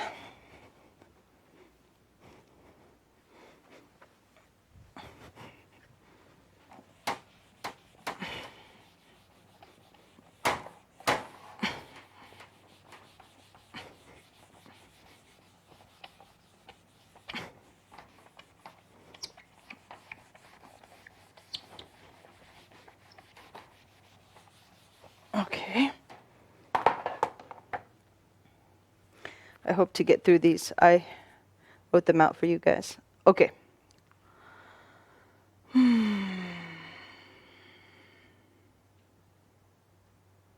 Okay. So, chir can be used in many contexts. So far we've seen it in the Drola Penchir Sangye Drupa Sho. So, may I attain Buddhahood for the benefit of all sentient beings? Now they said for the benefit, because for the sake of something is just like for the benefit of something. In some cases, if you're doing something good. So this can also be expressed by tondak, which, as I think I told you before, it means meaning. The meaning, sometimes understood as the purpose. So, in just the way that chir is used to express doing something for the good of someone else, doing something for someone else, you can use this in other sentences. So, for example, Amma tunda la kang ba nyu ba yin. Let's make it a full sentence. Okay. Amma yi tunda la kang ba nyu ba yin. Amma is mother. Amma yi tundak. Tundak is meaning, purpose, or the benefit. Like for your good. This is for the meaning, purpose, or benefit of your mother. Amma yi tundak la. Here's your la dun. Kangba is a house. Nyu is the past tense of buy, so it's bought. further clarified by Nye Pa Yin. Pa, if you see pa after a verb, it signifies the past tense. And yin because it's something you did. So you can think of it as, in this case, did by, bought. We'll see how we have to translate it into English. So, Amai tondala kangban ba yin. You are the one who's doing this. It doesn't say that, but because of the yin, you know it has to be in first person. Unless, of course, it's a question, which it's not. And only a question to the second person. So, Amai tondagla. For the purpose, for the benefit, for the good of mother, my mother, Kangba Nyeba Yin bought a house. So, I bought a house for the sake of my mother, or for my mother's sake. I bought a house for my mother's sake. Ame tondagla Kangba Nyeba Yin.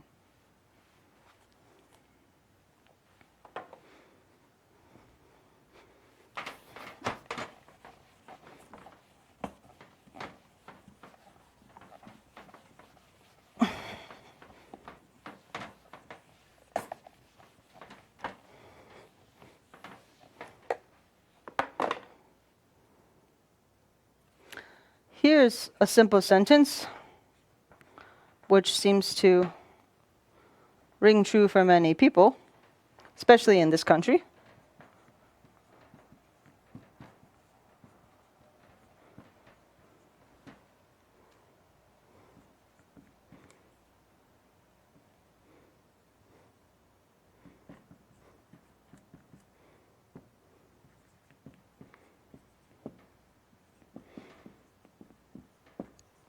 Okay. Daog nga shapshu ngula ngul gaya te gya kiku gi tundak, which we're observing right now. Tundak la a ri r arir. This is ari with the ladan, the connected ladan, because ra has no suffix. You can do the kamba and ra. Arir yanaro yonga yong pa yin. Clearly something the self has done, the first person has done in the past tense. Ngul means silver. It can also mean money. Ngul and money have become synonymous in Tibetan, silver and money. Gi, something of the money. Tuendak means purpose or meaning or benefit. We have to see what makes sense in this context. La, for that, this is your la dun. Arir, to America. It could be for America, but yong is a verb that means to come.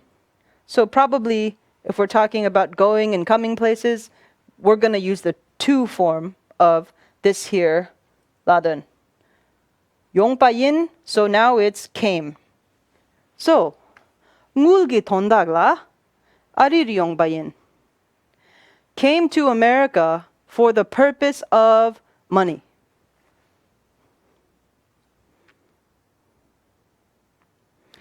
I came to America for the sake of money. What this really means is coming to America for the purpose of attaining money. Ngulgi tondagla, for the purpose of making money. Arila yongbayin, maybe there's more opportunity to make money in America, and for that reason, you've come to America for the purpose of being able to make money. Ngulgi tondagla, arila yongbayin, arir. So this la, when I instinctively say la, arila yongbayin, that's the same thing as this ra. So that should become second nature. And lastly, we'll look at one last sentence and we'll have to wrap up this program. Here we go.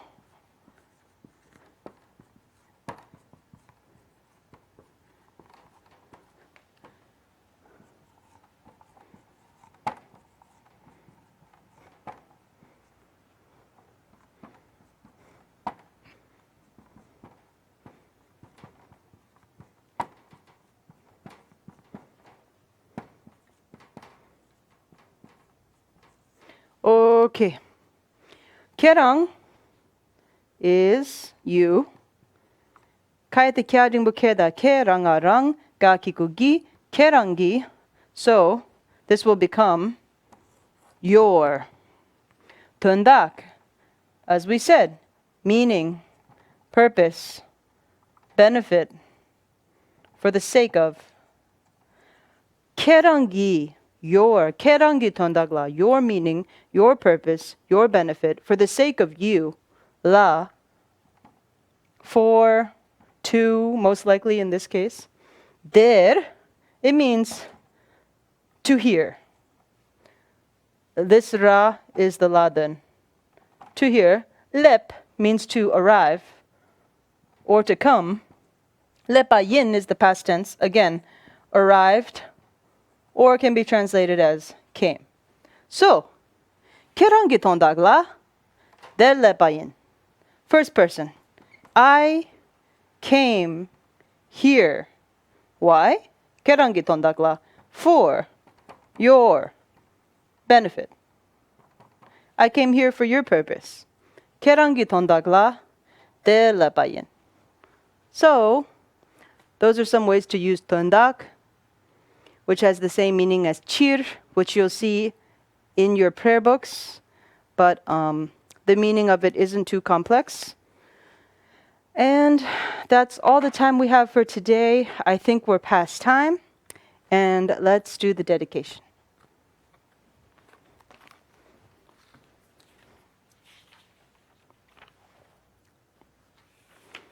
Okay. Page 7.